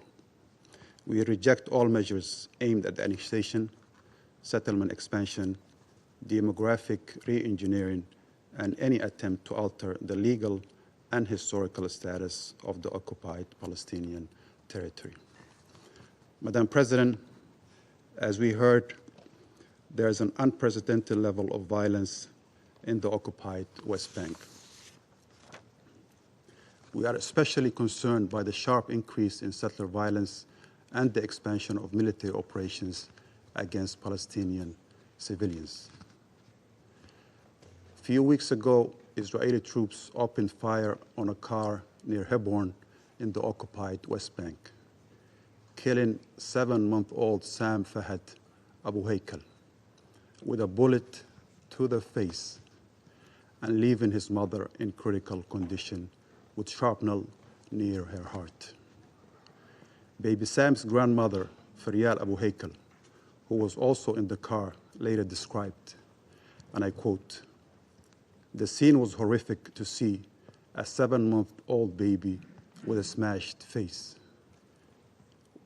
What kind of army in the world does this?" End of quote. These violations must be investigated and hold perpetrators accountable. We reiterate our rejection of collective punishment against Palestinian civilians, in particular children and women. Somalia recalls that occupying power bears clear responsibilities under international humanitarian law, including the obligation to protect civilians under occupation. Madam President, the humanitarian catastrophe in Gaza and the deterioration in the West Bank are not separate crises. We call for an immediate, safe, and unhindered humanitarian access. And we further call for the lifting of the economic restrictions imposed by Israel, as well as the release of the billions of Palestinians' tax revenues withheld. The culture of impunity surrounding these violations continue to fuel instability and further erode prospects for peace. There can be no sustainable peace without ending the occupation.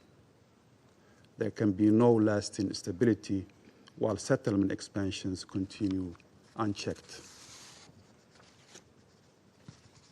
And above all, there can be no credible political horizon while the viability of the two-state solution is systematically undermined, including the unification of Gaza and West Bank under single Palestinian Authority.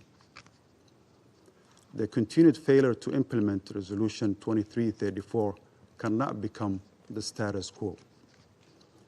We recall the findings of the International Court of Justice that Israel's continued presence in the occupied Palestinian territory is unlawful, and that all states have an obligation to refrain from recognizing any situation created from this unlawful presence.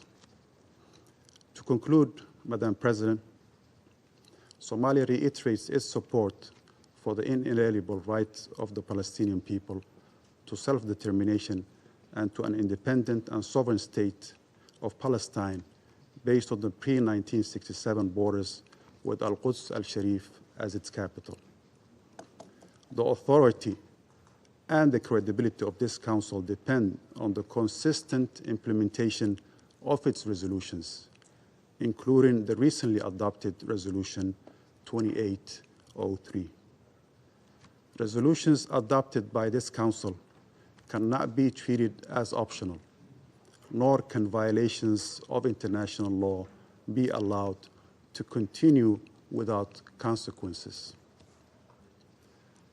The Palestinian people deserve freedom, dignity, and self-determination. The region deserves peace. I thank you. I thank the representative of Somalia for that statement. I now give the floor to the representative of France. You have the floor. Thank you, Madam President. I wish to thank the Deputy Special Coordinator, Mr. Rami Salakbarov, and the representative of civil society, Dr. Itai Epstein, and Ms. Mariam Bagouti for their briefings. All were clear, precise, and very enlightening indeed. A few days ago, the Council met to consider the humanitarian situation in Gaza, and that was an opportunity for my delegation to recall inter alia our demand for a ceasefire, the disarmament of Hamas that should have no place in the government of Gaza, and we called upon Israel to comply with its own obligations pursuant to 2803. But today we meet to examine the implementation of Resolution 2334, adopted 10 years ago. This Resolution 2334 is clear. The creation by Israel of settlements in the Palestinian territory occupied since 1967, including East Jerusalem, has no legal basis. It constitutes a flagrant violation of international law and a major obstacle to the two-state solution. Israel must immediately and completely cease all settlement activity. However, 10 years after its adoption, the trends that resolution was intended to stamp out have continued and even increased at an unprecedented pace. Israel's agenda is one of de facto annexation of occupied Palestinian territory and the forcible displacement of the people there. We staunchly oppose those actions. Madam President, 4 trends are of concern. The first, the acceleration of settlement activity and the advancement of Project E1. Its implementation would cut the West Bank in two and would deal an irremediable blow to the territorial contiguity of the Palestinian state and its integrity. Businesses must be aware of the legal, economic and reputational risks posed by participating in the construction of those projects, including the risk of being found in breach of international law. Second, the intensification of settler violence in a climate of impunity.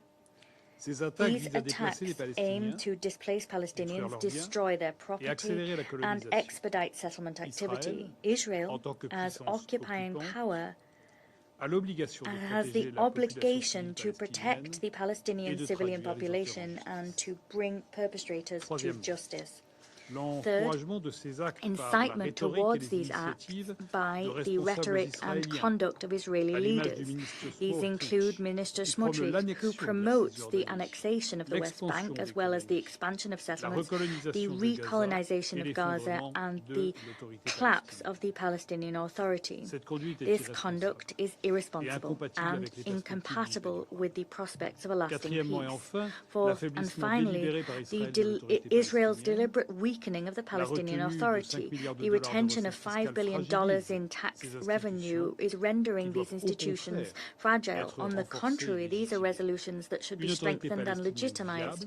A viable, reformed Palestinian Authority able to fully discharge its responsibilities remains essential for any credible political prospect. Madam President, Resolution 2334 calls for measures to be taken to reverse negative trends on the ground and to preserve the possibility of a two-state solution. France is taking tangible steps to do just that.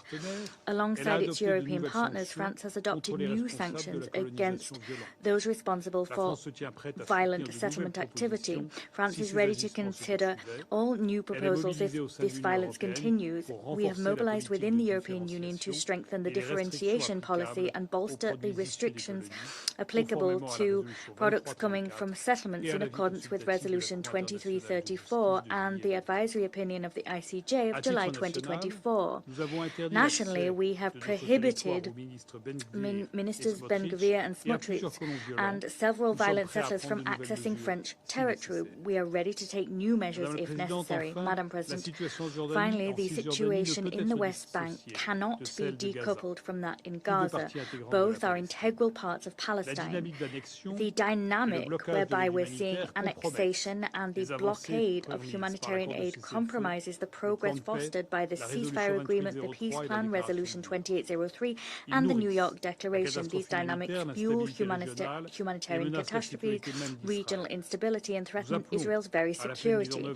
We call for the full implementation of Resolution 2803.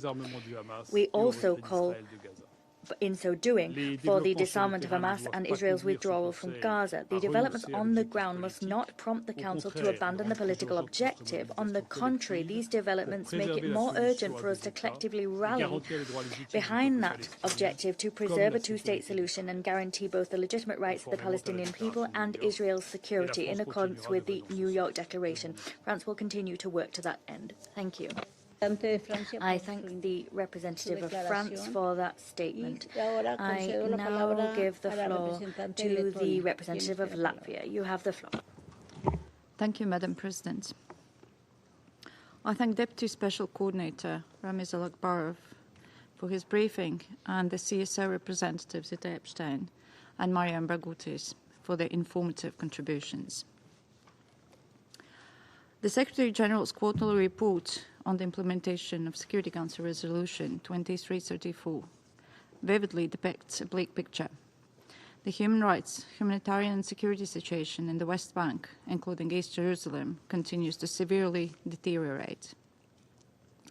Israel's accelerating settlement expansion, including in the E1 area, coupled with entrenchment of its civil authority and administrative control, deliberately fragments the West Bank and undermines the viability of the two-state solution. Increasingly, Palestinian families are forcefully and lawfully evicted from their homes, properties being demolished to make way for new settlements, which are illegal under international law, and for settlement outposts, which are also illegal under Israeli law. The annexation narrative, as well as the glorification of violence expressed by some leaders and government officials, are unacceptable. They additionally create breeding ground for extremism and greater polarization. At today's briefing, we heard once again the devastating toll of Palestinian civilians. These are not just numbers, and every life lost, whether Palestinian or Israeli, represents a human tragedy, leaving behind families and communities burdened by immense suffering, grief, and loss. Across the West Bank, expanded checkpoints and roadblocks continue to make it increasingly difficult for the Palestinians to access their workplaces and basic services, including schools and hospitals. And it is unacceptable that humanitarian aid workers and life-saving services, on multiple occasions, have been hindered from reaching those in need. And we have witnessed deeply alarming access restrictions to the holy sites in Jerusalem during Ramadan, Passover, and Easter, the expropriation of land containing places of worship, and the recent arson attacks targeting mosques north of Ramallah. Israel has to respect historic status quo arrangements governing the holy sites in Jerusalem, and protection of safety of all religious communities must be ensured. We strongly condemn violent settlers' attacks and forcible displacement and annexation in the West Bank, including East Jerusalem, and we call on Israel to ensure accountability for the committed assaults and killings, stop the settlement policy, fully respect all of its legal obligations and prior commitments, and abide by international law and Security Council resolutions, including Resolution 2334. Madam President, a just and lasting peace requires that Gaza and West Bank be treated as one unified entity, governed in the future by a single, legitimate and reformed Palestinian Authority. The measures applied to prolong Palestinian Authority's fiscal crisis and destabilize the Palestinian economy are deeply concerning. And we call on Israel to ensure that the Palestinian banking sector can operate unobstructed and to release withheld tax revenues for the Palestinian Authority to be able to meet its budgetary obligations, pay public sector salaries, and provide essential services. At the same time, the Palestinian Authority must take responsibility for fulfilling its commitments it has undertaken and continue comprehensive institutional and societal reform agenda, addressing radicalization while ensuring safe and dignified living conditions for Palestinians. We commend the Board of Peace and the mediators for their efforts in advancing the implementation of the comprehensive peace plan put forward by President Trump and endorsed by the Security Council in the Resolution 2803. All parties must abide by the commitments they have made. In order to end the harm to the people of Gaza and any further security threats to Israel, Hamas and other non-state armed groups must accept the roadmap for monitored, verified disarmament and relinquish power. There can be no sustainable peace or stability while armed groups continue to operate outside legitimate governance structures and pursue violence as a political tool. The Gaza ceasefire must be fully respected, and the so-called yellow line demarcation must be pulled back to where it was upon reaching the ceasefire agreement. And deployment of the ISF and Palestinian police and early recovery of Gaza through the work of NCAG are much awaited. Unimpeded humanitarian access at scale must be ensured to the civilian population in Gaza urgently and unconditionally in accordance with international humanitarian law. And finally, Madam President, a political solution encompassing Gaza and the West Bank, including East Jerusalem, is the only way to sustain peace based on the two-state solution as defined by the Security Council resolutions and the New York Declaration. Addressing the security and the legitimate aspirations of both Israelis and Palestinians requires renewed momentum in the implementation of the comprehensive plan and genuine engagement by all parties. And Latvia reaffirms its commitment to the shared objective. I thank you.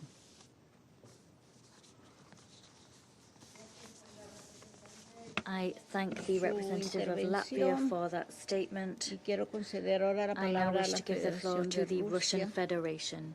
You have the floor. Madam President, we thank Deputy Special Coordinator for the Middle East Peace Process, Ramiz Alakbarov, for his detailed assessment of the situation in the occupied Palestinian territory in the context of the implemenation of Security Council Resolution 2334. We have carefully reviewed the Secretary General's written report on the matter. We have also listened carefully to the civil society representatives. Regrettably, what we've heard today gives us no cause for optimism. The Israeli authorities have been consistently pursuing a policy of strengthening their administrative and legal control. The pace and scale of settlement construction and expansion have long broken all records. Unprecedented decisions have been taken to develop the E1 area and to revise the legal status of areas B and C in violation of the Oslo Accords. This is creating irreversible facts on the ground and shrinking the territory under Palestinian control. Russia's position is unequivocal. Israeli settlements in the West Bank are illegal, and all settlement activity in the occupied Palestinian territory must be immediately halted by Israel. We have already grown accustomed to reports confirming a grim reality. Resolution 2334, adopted in this chamber 9.5 years ago, is not merely being ignored, it is being openly violated. But one cannot grow accustomed to the manifestations of violence in the West Bank, which at times take on the most appalling forms. It is impossible to look without tears at the photographs of happy parents holding a smiling 7-month-old baby, Sam Abu Haikal, knowing that he was killed by bullets fired by Israeli soldiers who decided that an approaching car carrying his family posed a threat to them. As Undersecretary General Tom Fletcher has said, children die in large numbers when they come to be seen as collateral damage. Under no circumstances must the killing of children become an everyday reality. Otherwise, humanity is doomed. We note the statement by the Israeli Defense Forces that an investigation into this incident has been launched. We call for those responsible to be held accountable to the fullest extent of the law. This approach must extend to all other cases of violence in the West Bank, regardless of whether they involve settlers, Israeli security forces, or Palestinians. No one should be above the law. Regrettably, as noted in the Secretary General's report, the daily number of attacks by settlers has risen to an unprecedented level, with many of those attacks carried out in the presence of Israeli security personnel. On the basis of the Secretariat's data, one can only conclude that settler violence is systemic, and that the judicial and law enforcement system is failing to take meaningful steps to address it. We also share the concern expressed by Antonio Guterres regarding the legislative measures expanding the grounds for the application of the death penalty in the West Bank. We call on the Israeli authorities to reconsider that decision. Madam President, the situation in Gaza is no better. The process of implementing the ceasefire agreement reached last October between Israel and Hamas continues to stall. Security Council Resolution 2803, which endorsed the Donald Trump plan for a settlement in the Palestinian enclave, has unfortunately remained on paper only. There is currently no basis for speaking of a lasting peace. Reports continue to emerge of new Israeli Defense Forces operations in Gaza, resulting in ongoing civilian casualties. Reports of the arbitrary expansion of the territory under Israeli control are a cause of serious concern. Significant restrictions persist on the entry and delivery of humanitarian aid. The International Stabilization Force has yet to be established. A mechanism for the disarmament of Hamas has not been agreed upon. No prospect is in sight for the full withdrawal of Israeli forces from Gaza. No concrete timeline has been set for the transfer of administrative authority to the Palestinian technocratic body, namely the National Committee for the Administration of Gaza, which is still unable to make its way from Cairo to the Gaza Strip. It is equally clear that there is currently no practical progress whatsoever towards the reconstruction of the enclave. Essentially, the U.S. administration's peace efforts on the Palestinian track have been put on pause. Against this backdrop, the achievement of a U.S.-Iran understanding and the easing of tensions across the broader Middle East region offer hope that the deadlock on the Palestinian-Israeli track may yet be overcome. A negotiated solution is the only viable formula, as security concerns cannot be fully and legitimately addressed through military means alone. For all the difficulty in advancing the agreements brokered with the mediation of the U.S., Qatar, Egypt, and Turkey, without a diplomatic solution, the conflict would have claimed far more lives, and Israeli hostages would still be languishing in the tunnels of Gaza. That said, one cannot simply settle for what has been achieved to date. Energetic efforts must continue to bring the parties closer together, building on the universally recognized international legal framework. We remain convinced that achieving a two-state solution to the Palestinian question is still possible. A comprehensive settlement of the Palestinian-Israeli conflict would guarantee lasting peace for all the peoples of the region, in which the state of Palestine, within the 1967 borders, with its capital in East Jerusalem, would coexist in peace and security alongside Israel. Russia stands ready to fully contribute to international efforts aimed at achieving such an outcome. I thank you for your attention. I thank the representative of the Russian Federation for that statement. I now give the floor to the representative of Bahrain. You have the floor. Madam President, we thank the briefers and we take note of the quarterly SG report on the latest developments related to the settlement policy in the occupied territories. We would like to address the following 3 points. First, latest developments in the West Bank, including East Jerusalem, reflect an unprecedented escalation of settlement activities that are not legal and constitute a violation of international law and relevant Security Council resolution, most notably Resolution 2334, which confirmed that the establishment of settlements in the occupied Palestinian territory, occupied since 1967, including East Jerusalem, is inconsistent with international law. These practices are flagrant violations of the rights of the Palestinian people and the main obstacle to achieving the two-state solution and to achieving comprehensive, just and lasting peace. Against this background, the Kingdom of Bahrain reiterates its call to stick to the track of peace. We must reach joint understandings rather than imposing unilateral measures. We call for halting all settlement activities immediately and fully throughout the Palestinian territory. All legal commitments must be abided by. Second,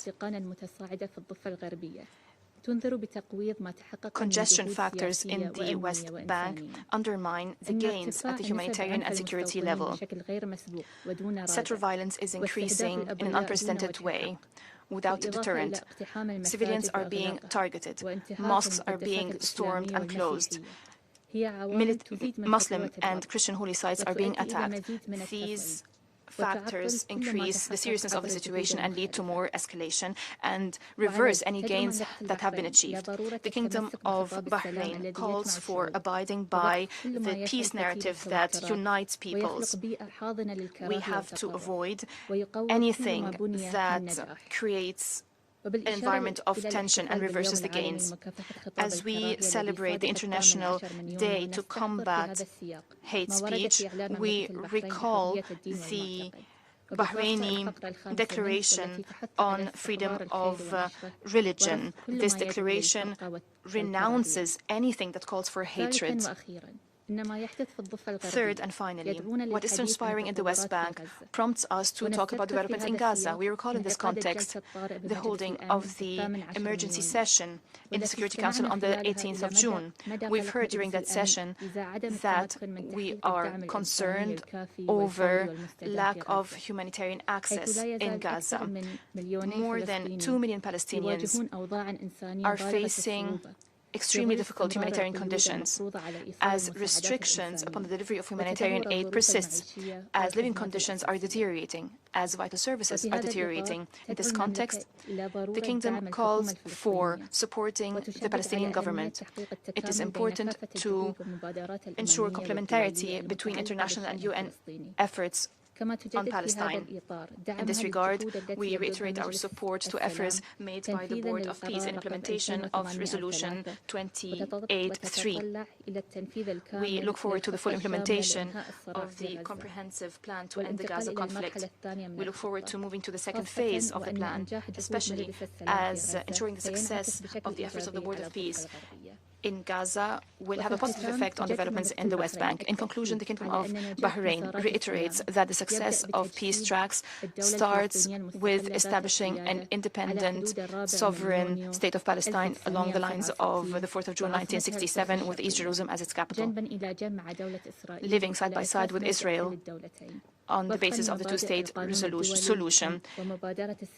According to the Arab Peace Initiative, international resolution, international law, the Palestinian people should be granted its legitimate rights to create a stable regional environment that enjoys regional integration in the service of all peoples of the region. I thank you, Madam President.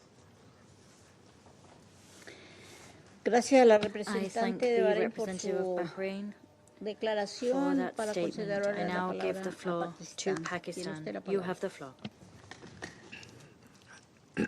Thank you, Madam President. We would like to thank Mr. Ramiz Al-Akbarov, Deputy Special Coordinator, for his briefing. And we also appreciate the statements by Mr. Epstein and Ms. Barghouti. Madam President, one thing is striking from the briefings this morning and the statements by council members. You would not see more expressions of concern regarding the flagrant violations of international law and more calls for accountability in the context that is there, where the grave consequences emanating from an ever-expanding and entrenching occupation is before this Council. And that is because the situation across the occupied Palestinian territory remains dire and is showing no signs of abating. As we have heard, the West Bank is witnessing its largest and deadliest wave of settlement expansion and highest sustained levels recorded of settler violence. The Secretary General's report documents that 4,750 housing units were advanced or approved during the reporting period, including 34 settlements approved in a single cabinet decision, the highest to date. Israel's newly launched online land registration platform in Area C systematically facilitates the dispossession of Palestinian property under the guise of bureaucratic procedure. The controversial and illegal E1 project is the strategic linchpin that would carve the West Bank into isolated enclaves, targeting the viability of a contiguous Palestinian state. Alongside this, legitimate institutions of governance are being choked and suffocated by withholding the revenues of the Palestinian Authority by Israel. So what we are witnessing is not a series of isolated incidents, but a deliberate and systemic pattern. This is an ecosystem of occupation in which settlement expansion, annexation, demolitions, forced evictions, displacement, and revenue withholding are mutually reinforcing, enabled by both a brute military force and a legal juggernaut designed to legitimize the illegitimate. This is not chaos. It is a calculated framework to entrench illegal Israeli occupation.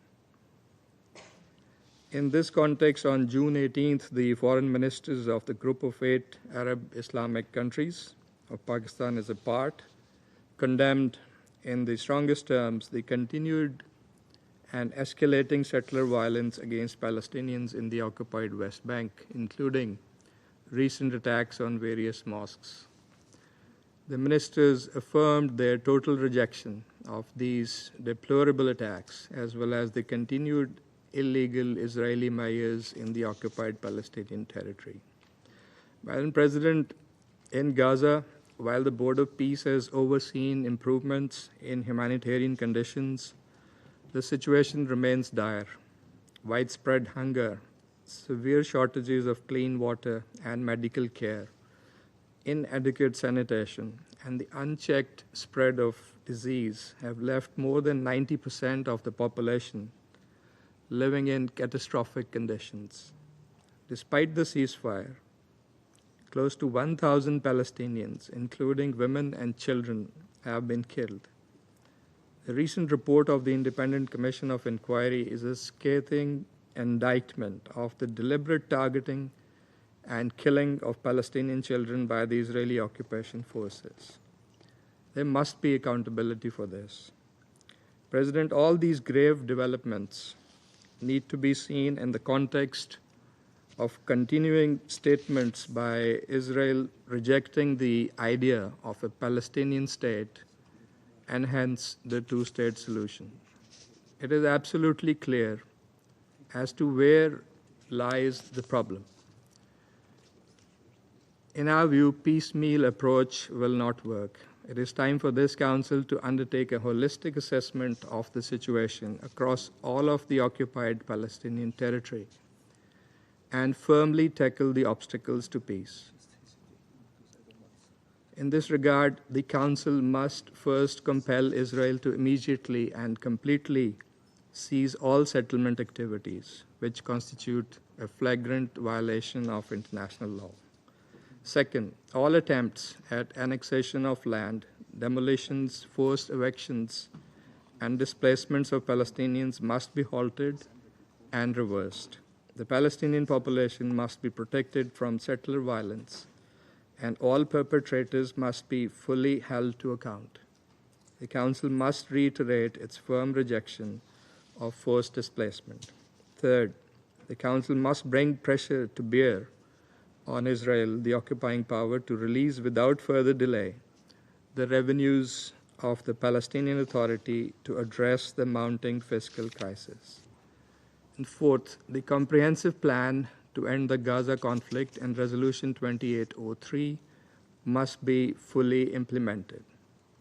President, the General Assembly's endorsement of the New York Declaration last year charted a pathway toward Palestinian statehood. And in parallel, efforts led by the United States, supported by the Arab and Islamic countries, have advanced the comprehensive peace plan. These initiatives, including the Board of Peace under Resolution 2803, must translate into action. A permanent ceasefire across the OPT, surge in humanitarian aid, rebuilding of Gaza, and a definitive end to all illegal settlement activities. Our ultimate goal is the end of occupation, the establishment of an independent, sovereign, and contiguous state of Palestine on pre-1967 borders, with Al-Quds, Al-Sharif as its capital, remains the only guarantee for lasting peace in the region. I thank you. Gracias al representante de Pakistán. I thank the representative of Pakistan for that statement. Ahora formularé una declaración en mi calidad de representante de Colombia. Representative of Colombia.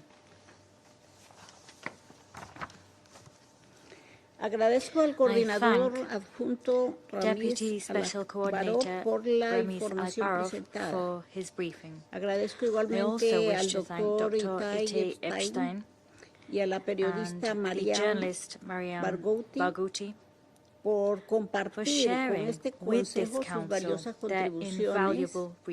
Saludo a las delegaciones que nos acompañan en la reunión de hoy. Estamos probablemente ante el momento más crítico que ha vivido el territorio palestino ocupado en décadas. La velocidad, el alcance, la amplitud y la naturaleza de las medidas adoptadas por el Gobierno de Israel dejan cada vez menos espacio para la ambigüedad. Son medidas que buscan consolidar la anexión de facto y alterando de manera permanente e irreversible el carácter demográfico y territorial tanto de Gaza como de Cisjordania, incluyendo Jerusalén Oriental. No se trata de una suma de incidentes aislados, sino de una arquitectura de ocupación dirigida a fragmentar el territorio palestino, hacer inviable la continuidad territorial, territorial contiguity, and to erase the very possibility of a sovereign, contiguous and viable Palestinian state. Resolution 2334 is not only not being implemented, rather it is being flagrantly defied. It is patently clear that any excuse is fodder for the Israeli regime. The time-old, overly reductive premise of its security, the supposed preservation of the environment and archaeological sites, bureaucratic and administrative pretexts. There is no need to speculate about the intention behind the policies adopted, because the representatives of the Israeli government themselves openly state their desire to continue expanding their campaign of occupation, genocide, and ethnic cleansing. In Gaza, continued violations of the ceasefire and the advancement of the Israeli Defensa forces that control around 60% of the Strip continue to push the people onto an increasingly slim and fragmented strip of territory. Moreover, the humanitarian situation remains catastrophic, and reconstruction remains a promise unfulfilled. For its part, the West Bank is now beleaguered by its worst displacement crisis since 1967. Authorities and settlers are attacking places of worship of Muslim and Christian communities. Moreover, the decision to build a military museum in the UNRWA compound that was seized illegally, that is a challenging, defiant and symbolic measure. It is a direct attack on the mandate of the United Nations, on refugee law, and on the very memory of Nakba. We're seeing the destruction of the Palestinian economy, a rising tide of settler violence, daily evictions, and the seizure and destruction of property and dwellings of Palestinians. All of these phenomena are imposing conditions which international law recognizes as constituting genocide. Heart-rending accounts from communities and entire neighborhoods in East Jerusalem that are being displaced from their homes, where they have lived for generations, demonstrate that we stand before an apartheid system. El avance sostenido de medidas que este Consejo ha rechazado, que la Corte Internacional de Justicia ha declarado incompatibles con el derecho internacional y que la comunidad internacional ha condenado de manera reiterada, ha sido posible gracias a la impunidad con la que se ha permitido Israel has been cloaked. The lack of accountability and silence of this council in the face of the dire situation in the occupied Palestinian territory undermine in an increasingly alarming way the credibility of this organ, as well as the effectiveness of international law and the trust in the very multilateral system itself.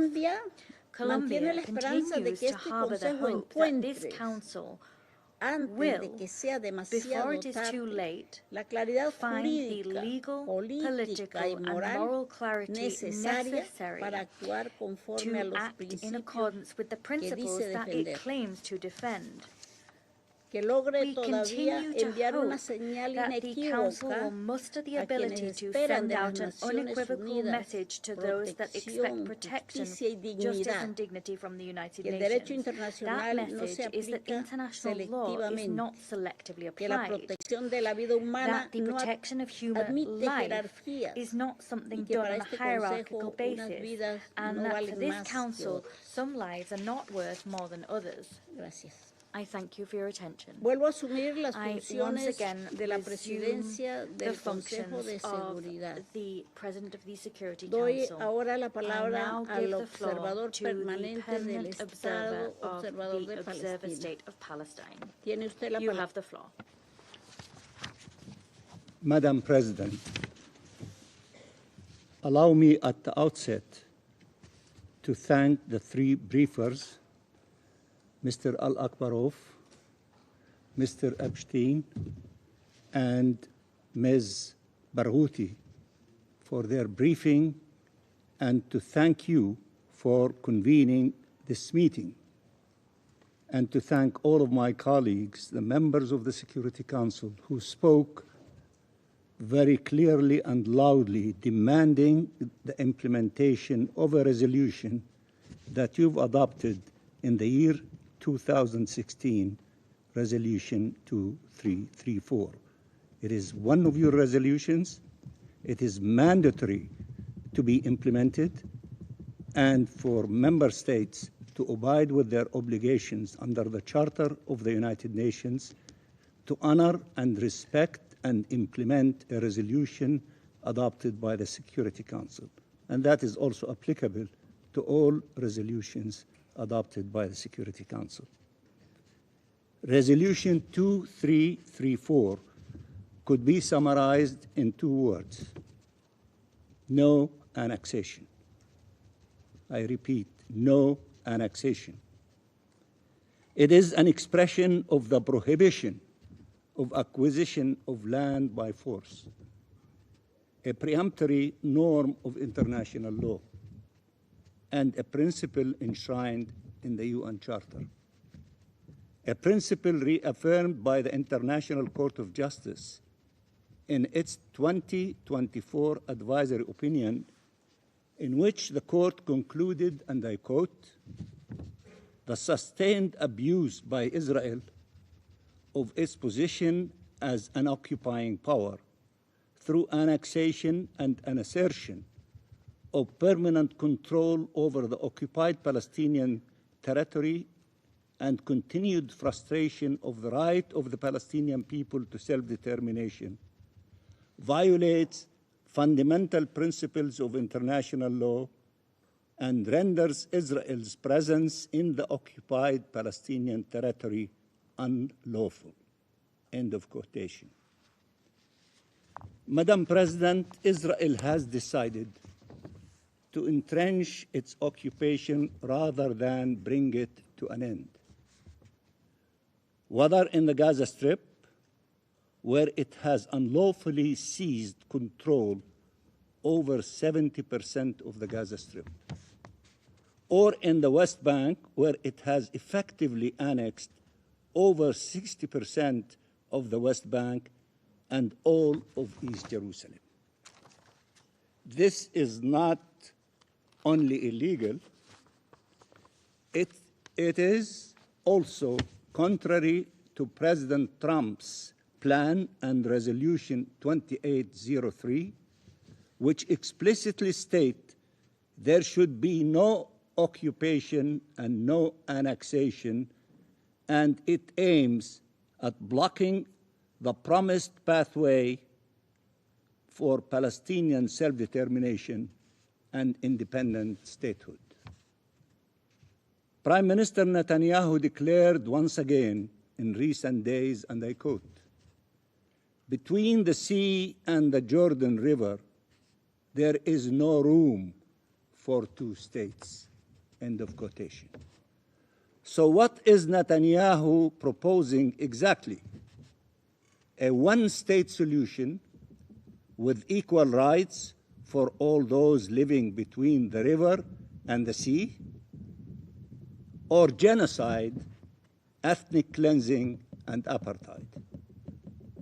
The answer is clearly obvious. Madam President, the Israeli government has multiplied the measures to steal Palestinian land. Israeli colonial plans in the E1 area amount to a death penalty for the Palestinian state and the prospects for peace in our region. Israel is extending its unlawful control over Palestinian land and Palestinian lives through military, legislative, and administrative measures, removing communities by armed force or by manipulating registration of land and seizing land under environmental, religious, or military pretext. The so-called sovereignty road, known worldwide as the Apartheid Road, and now rebranded by the Israeli government as the Fabric of Life Road, is designed to normalize colonization and annexation, and the confinement of Palestinians into more and more narrow areas, surrounded by settlers and occupation forces. Israel is deliberately fragmenting Palestinian land and isolating communities, including through the deployment of 1,000 Israeli checkpoints and roadblocks, while ensuring free movement for Israeli settlers in Palestinian land. Israel is dismantling the historic status quo through repeated assaults against the sanctity of the holy site and by asserting control over them. Madam President, these policies come at a heavy price for Palestinian communities and Palestinian families who are being terrorized by Israeli occupation forces and settlers, with constant attacks, the demolitions of their homes, their forcible removal from their ancestral land. From Batn al-Hawa to Khan al-Ahmar, from Al-Khalil, Hebron, to Nablus, in the extensively destroyed refugee camp of Tulkarem, Nur Shams, and Jenin, Palestinian communities are targeted everywhere and safe nowhere. Palestinian civilians are denied their most fundamental and their most basic rights and are deprived of the protection they so desperately need. Madam President, it should be clear that all those taking part in this illegal occupation and unlawful annexation are liable, whether the Israeli government and its officials, or foreign governments, financial institutions, businesses, entities, or individuals, and they should be held accountable. The ICJ has clearly identified not only Israel's obligations, but as importantly, the obligations of third states and other parties under international law, including the obligations of non-recognition, non-assistance, distinction, respecting and ensuring respect for international law, promoting the right of the Palestinian people to self-determination, and ensuring that any implementing result from Israel's illegal occupation to the exercise of this right is brought to an end. In this regard, we warn countries, businesses, entities, financial institutions, and individuals that undertake any action that amounts to recognition or assistance to Israel's illegal occupation and annexation of Palestinian land, including East Jerusalem, and call on all states to uphold their obligations. Madam President, Israel's attack against the Palestinian Authority is an integral part of its attack against Palestinian presence in our ancestral land and against the independence of the Palestinian state. The withholding of Palestinian tax revenues is not only illegal and part and parcel of stealing our resources, whether financial or natural, it aims at the collapse of the PA and constitutes as such a threat to peace and security given the political, social, and human ramifications and the impact on regional stability. It must end. Madam President, in conclusion, the international community as a whole rejects annexation of Palestinian land. This was evident in the expressions of this Council, including the closed meeting recently in which the 15th of you stated clearly that you are against annexation. Whether in national statements today, rejecting annexation, or in the resolutions of this Council, in the European Council conclusions, or the joint statement by the United States and the Gulf Cooperation Council adopted a few days ago, and also as the Ambassador, distinguished Ambassador of Pakistan, reminded us of the latest declaration of the Committee of 8 of Foreign Ministers of the Arab countries and the Muslim countries. And yet, annexation is underway at a faster pace than ever, more publicly than ever. Israel is defying the international community and is denying international law. Annexation is an act of war. It kills all peace efforts. It cannot be bargained with. It must be stopped. The time for condemning and rejecting annexation is over. Now is the time to end it once and for all, and to choose resolutely the path of Palestinian self-determination and independent statehood and respect for the sovereignty and territorial integrity of the states of the region, including Palestine, Lebanon, and Syria, towards shared peace, security, and prosperity in our region. I thank you, Madam President. I thank the permanent observer of the Observer State of Palestine for the statement. I now give the floor to the representative of Israel. You have the floor. Madam President, this Council meets today under Resolution 2334, and every 3 months the Secretary General's report follows the same pattern. Israel is condemned again and again and again.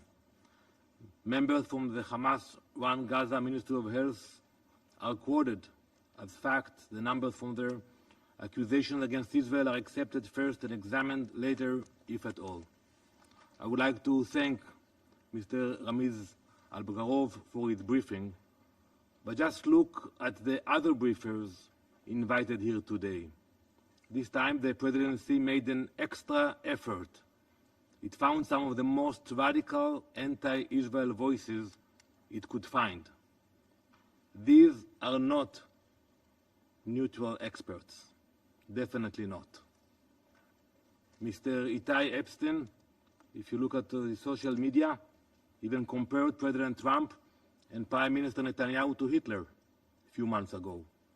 So those are the briefers you choose to bring, and supposed to be objective, neutral briefers.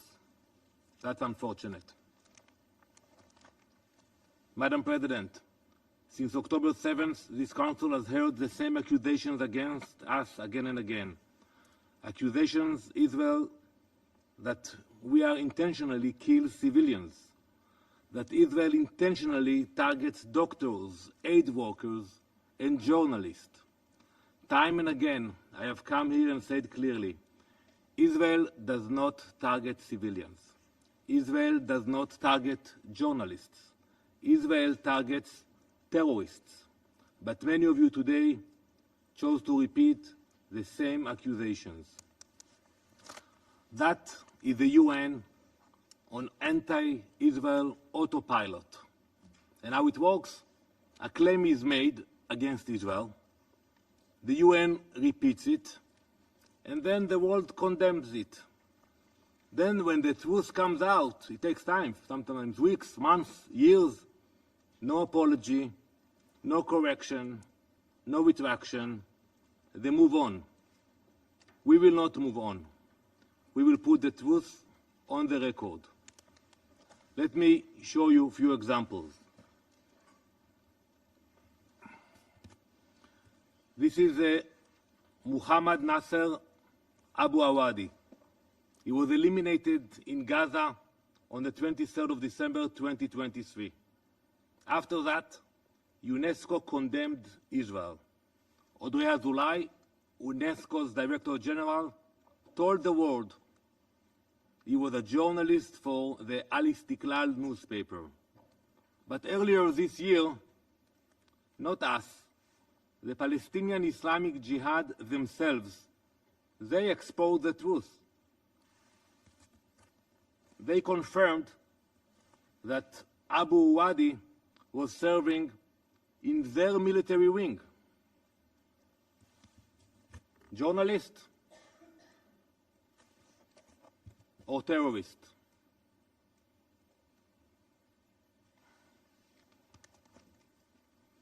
UNESCO's condemnation was public.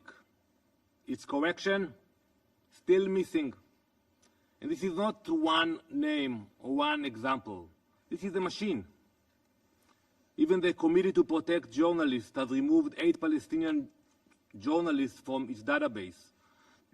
And now it's reviewing the rest because Hamas and Islamic Jihad exposed the truth.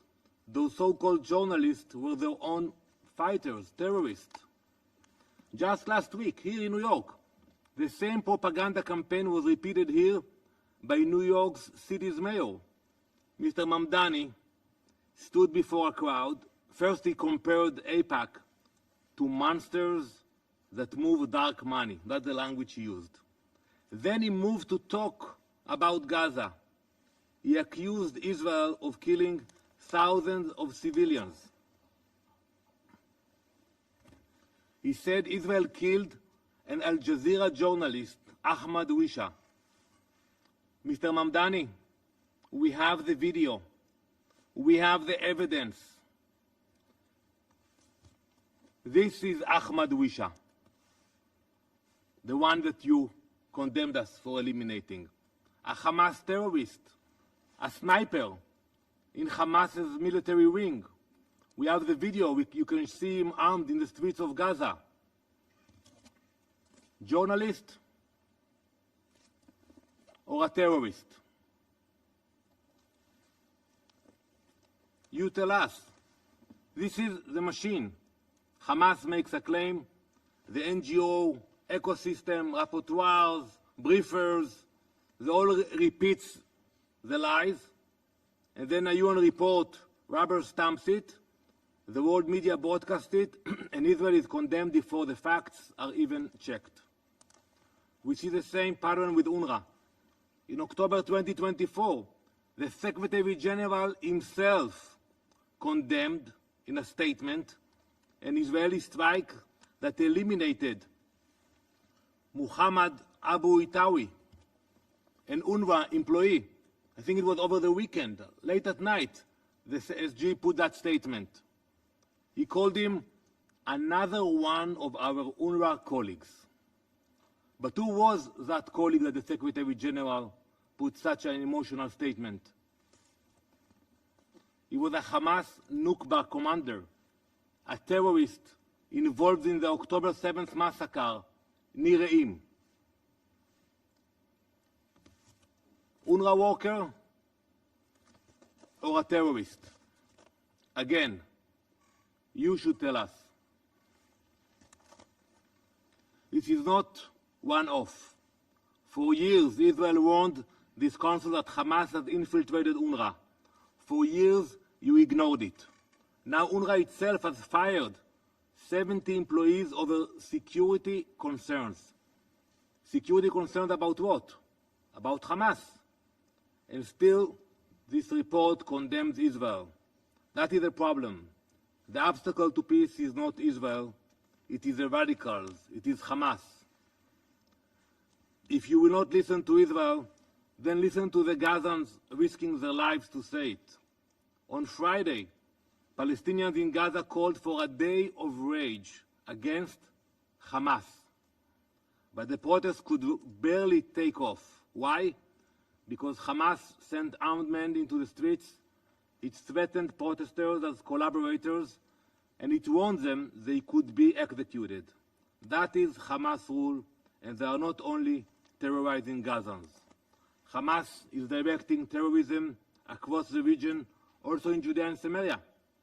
Days ago, we exposed a Hamas network in Turkey, planning attacks against Israelis in Judea and Samaria and other parts in Israel. In the past year alone, we have stopped dozens of Hamas-planned terror attacks. This council should be focused on pressuring Hamas to stop rebuilding its terror machine and disarm. The same is true in Lebanon. Over the weekend, Israel and Lebanon reached a historic framework agreement after direct negotiations by the United States. We want to thank the US for mediating the talks. This is bad news for Hizbullah, bad news for Iran, and good news for the people of Lebanon and the people of Israel. How do we know that?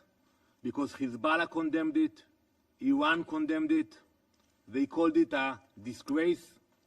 They are even threatening now the Lebanese ambassador who signed the agreement in DC last Friday, because they are afraid, and they should be afraid, because this agreement points to a future, hopefully, God's will, inshallah, where Lebanon is not controlled by terrorists, a future where Iran does not decide Lebanon's fate, but the framework alone is not enough.